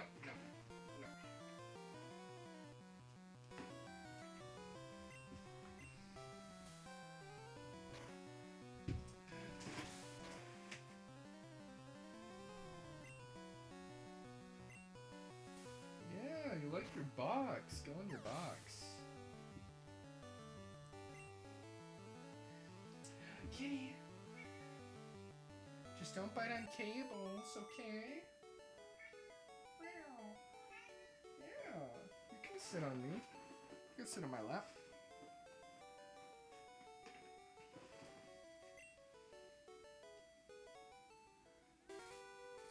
Meow.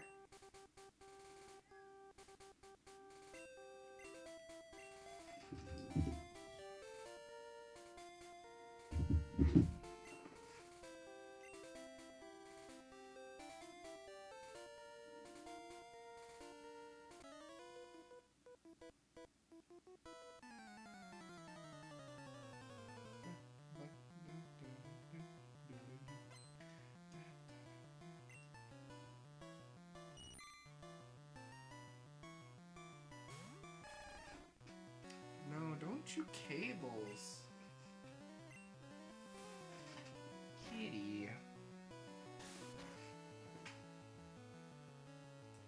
Just lie down in your little box. You love your little box.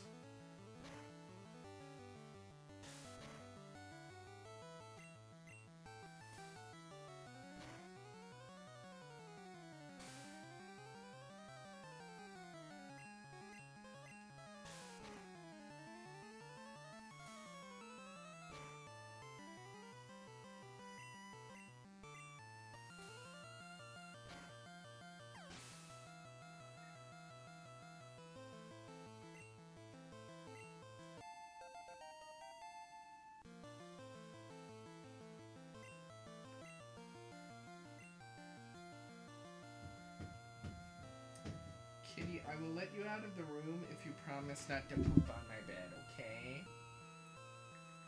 Okay,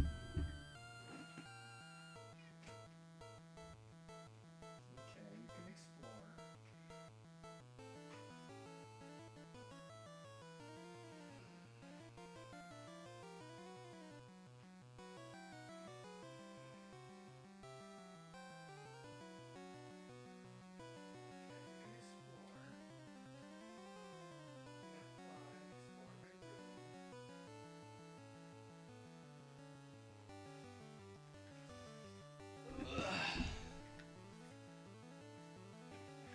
Just let my cat explore my room.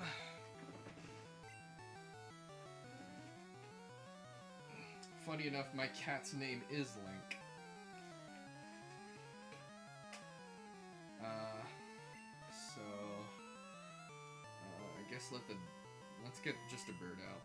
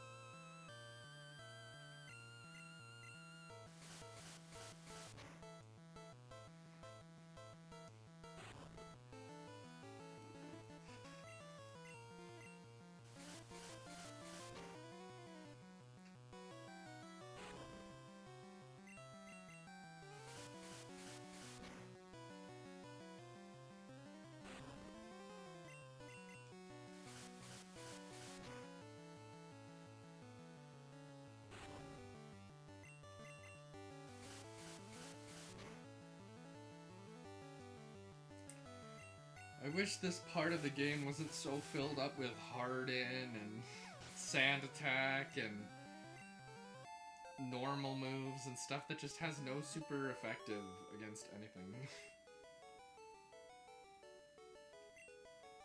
Makes the trainer battles more tedious than the gym battle was because I picked Squirtle. Okay, let's see. Let's see you. I guess these guys are really the shorts.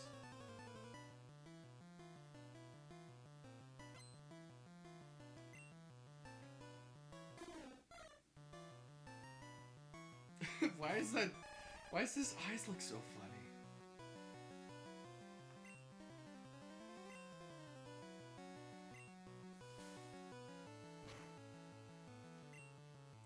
It looks like he's like, yeah, it's pretty rough, buddy.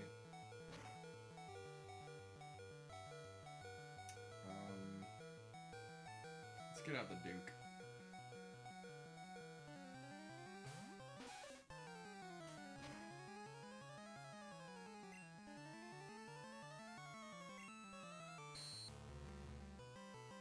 Hope that doesn't give anyone... Hope that flash doesn't give anyone seizures, like the Porygon episode. They probably reduced the effect somewhat when they localized it, though. Whoa, this guy's powerful. Jeez.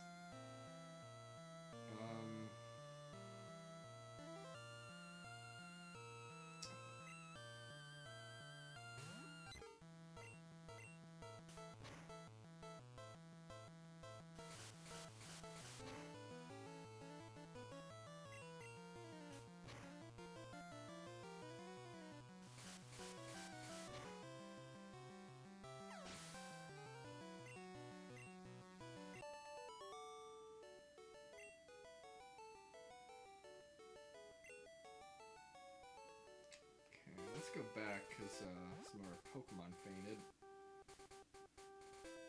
But I saw a patch of grass there, so I might be able to get some new guys soon. Get a replacement for Wild Woody.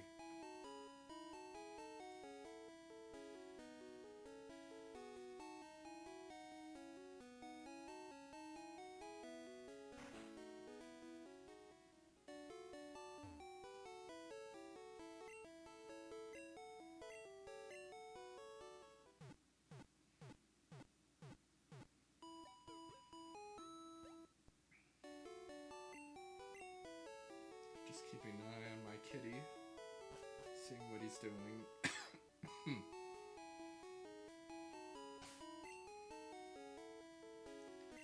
Okay, Duke.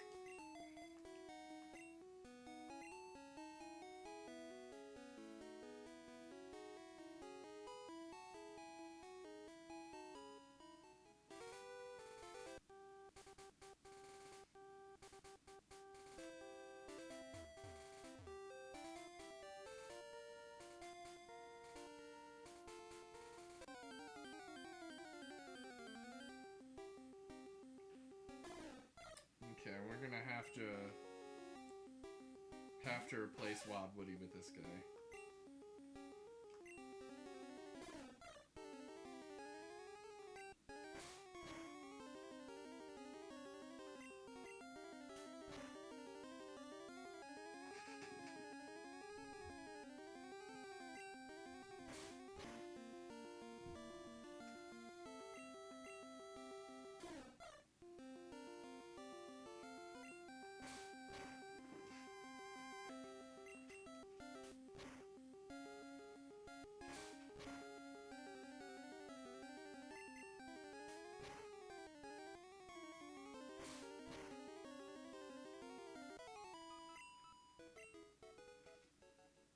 Oh wait, I was supposed to catch that, stupid me.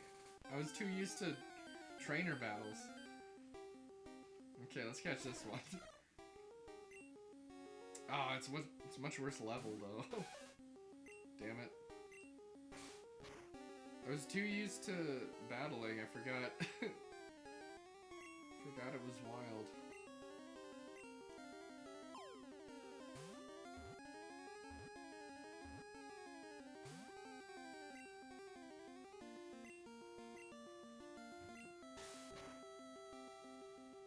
Kitty, what are you doing?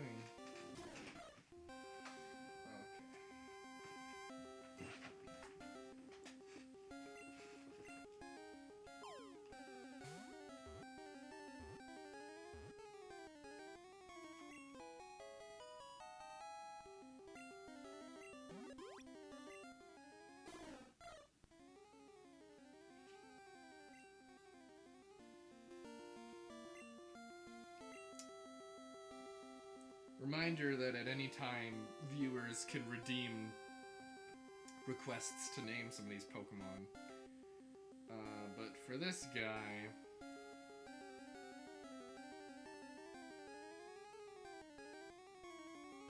let's call it... Droopy.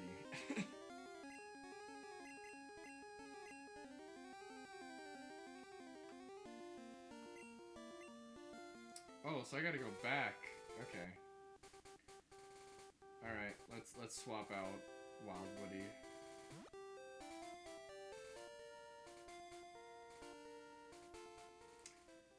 So you can't even probably, move Pokemon around in their boxes in the usual way, right? You probably can only just deposit and withdraw, I assume.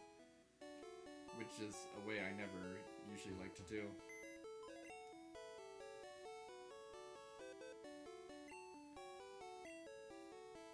So I don't have any items. That's probably to compare Pokedex.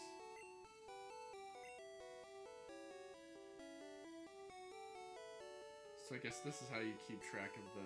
What? I love that. What? But this is probably how you keep track of... Wow.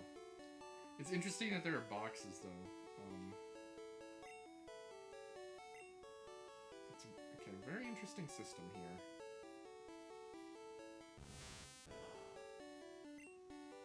But also really scary that you could just release like that. I think that's what caused problems in the Twitch Plays Pokemon run.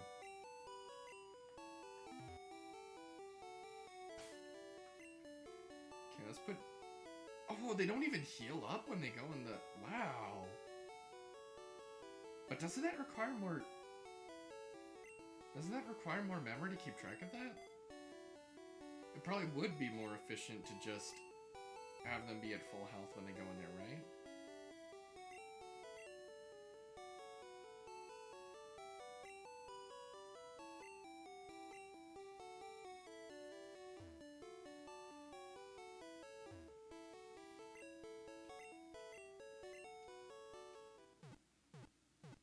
It's very interesting that you need to heal Pokemon coming out of the PC.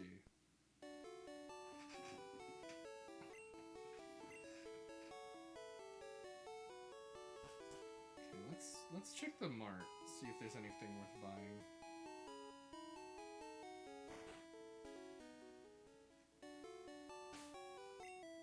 It's interesting the Pokemon Mart has the same song as the Pokemon Center, because in later games it didn't.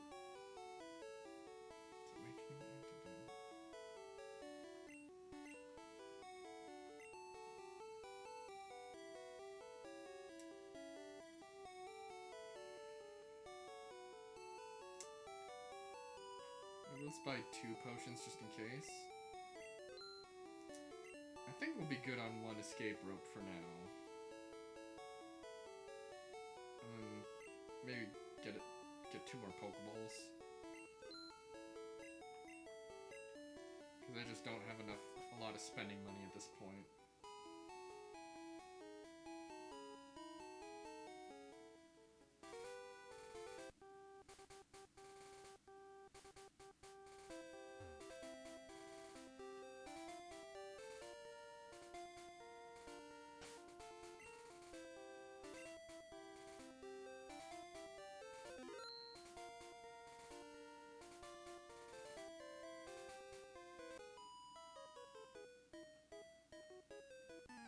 How could I touch you? It was all the way over here.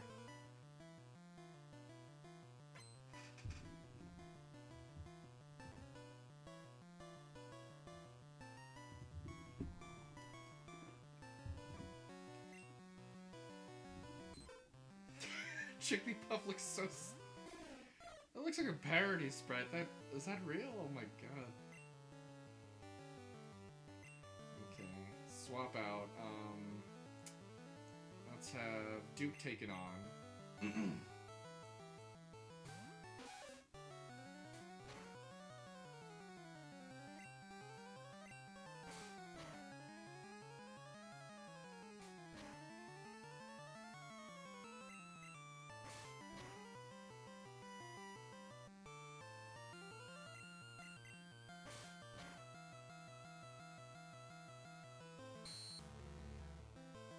I hope that doesn't cause anyone seizures. Oh, right, it's disabled.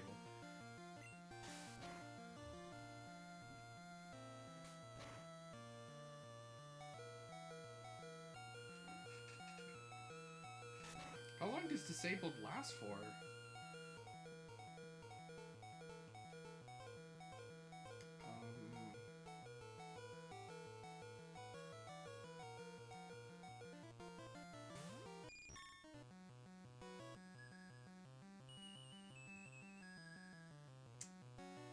that's the same sing melody as later games as well. Oh wait, it's...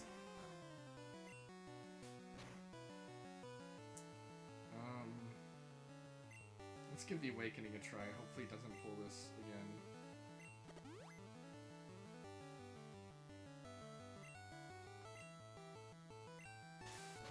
Man, you better get some moves, Butterfree.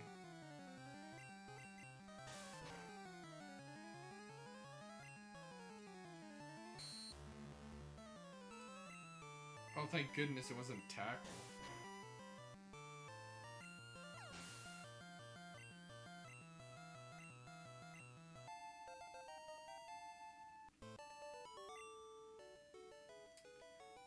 Let me check my TM that I got, because that's probably useful. What is this? Bide. Who could use another move?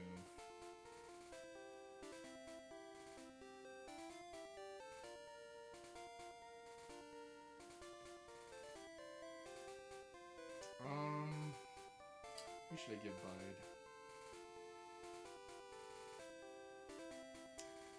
Let's give it to Rattata. Wait, I only have one, right? So I should probably wait until I know what my team is gonna be. Yeah, never mind. Is there anything down here?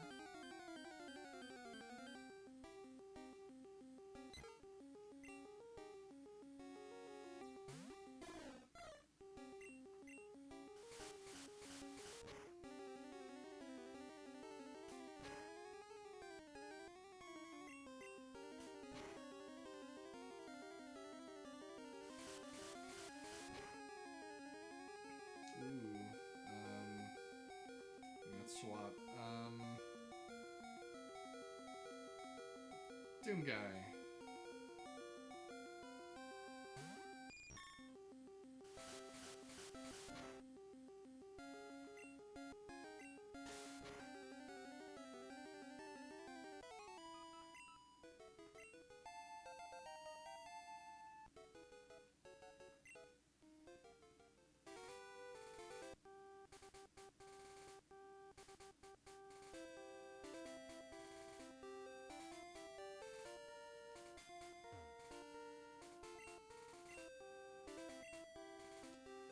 Is this where Mount Moon is? Oh, I guess this is all just part of the same route, huh?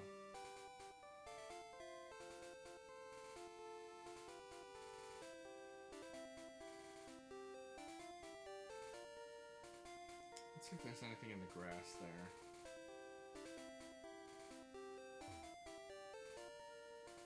Okay.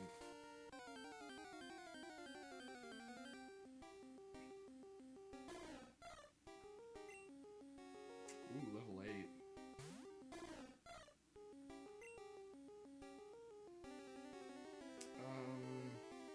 Remy.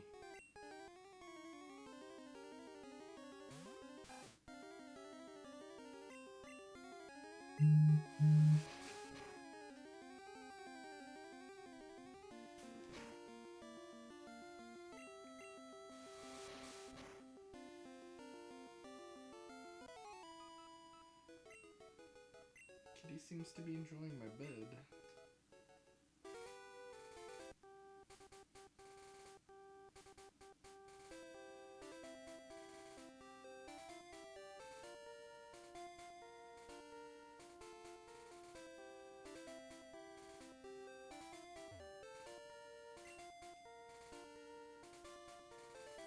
So I guess this is the start to Mount Moon.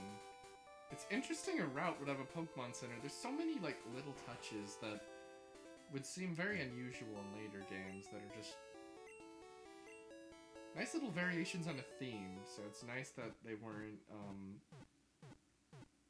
sticking too hard to formula. This game actually breaks a little bit of the formula that I was starting to make.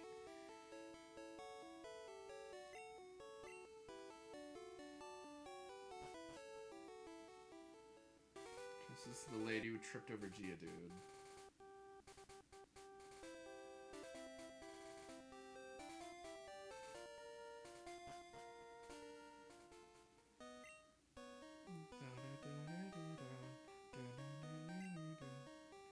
There's some nice unsettling music in this game.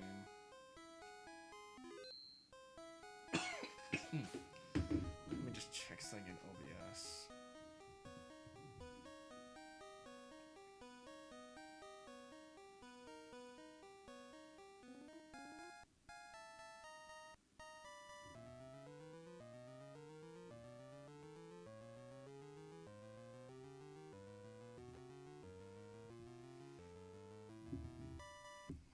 Hold on, let me just check something on my phone.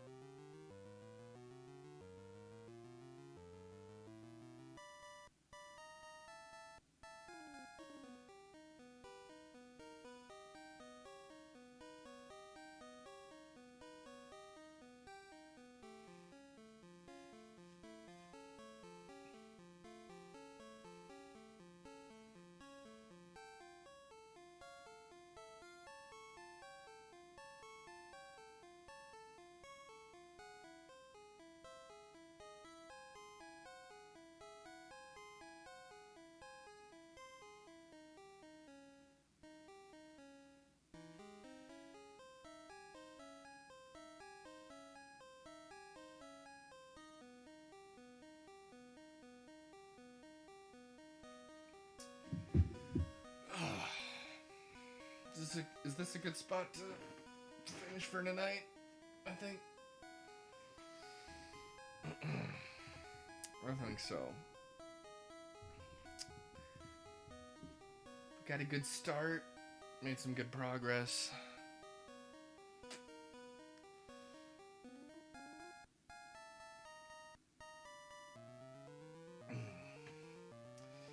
Yeah, we did get a late start, so probably good to call it at this point. And then next week, put in a lot more, hopefully a lot more time, get an earlier start, be able to make a lot more progress. But this is a good start. We got our team up to like level 10. We'll probably do a lot longer next time we stream. But for now, this is good. Someone share my post? What?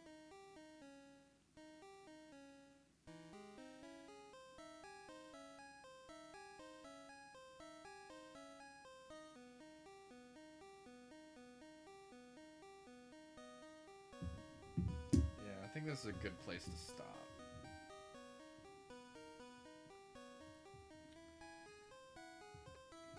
So I thank all of you guys who joined us tonight. And we will be doing more of this in the future. For now, it'll probably be once a week. When we approach closer to summer, I might be able to do twice a week. But for now, I think this is I think once a week. And then have the midweek stream to off balance. So, yeah. This was a pretty good stream, I feel. Pretty good start. And hopefully, as we continue, we'll get past the more tedious parts of the game, because I think it opens up a lot more. We got a lot more Pokemon to work with, more types, that kind of stuff. So for now, I think the best thing to do would be to look up who we might want to raid. Anyone got any suggestions, or should I just pull up one of the channels I'm following? See if anyone could use a raid.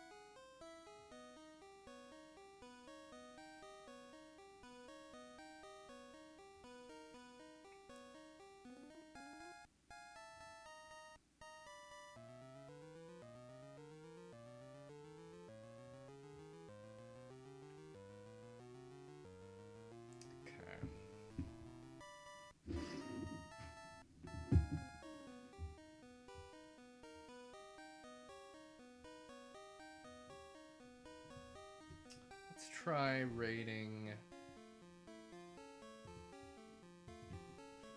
one of the Vinesauce channels, Dorb. I haven't watched them much, but let's just give them a raid.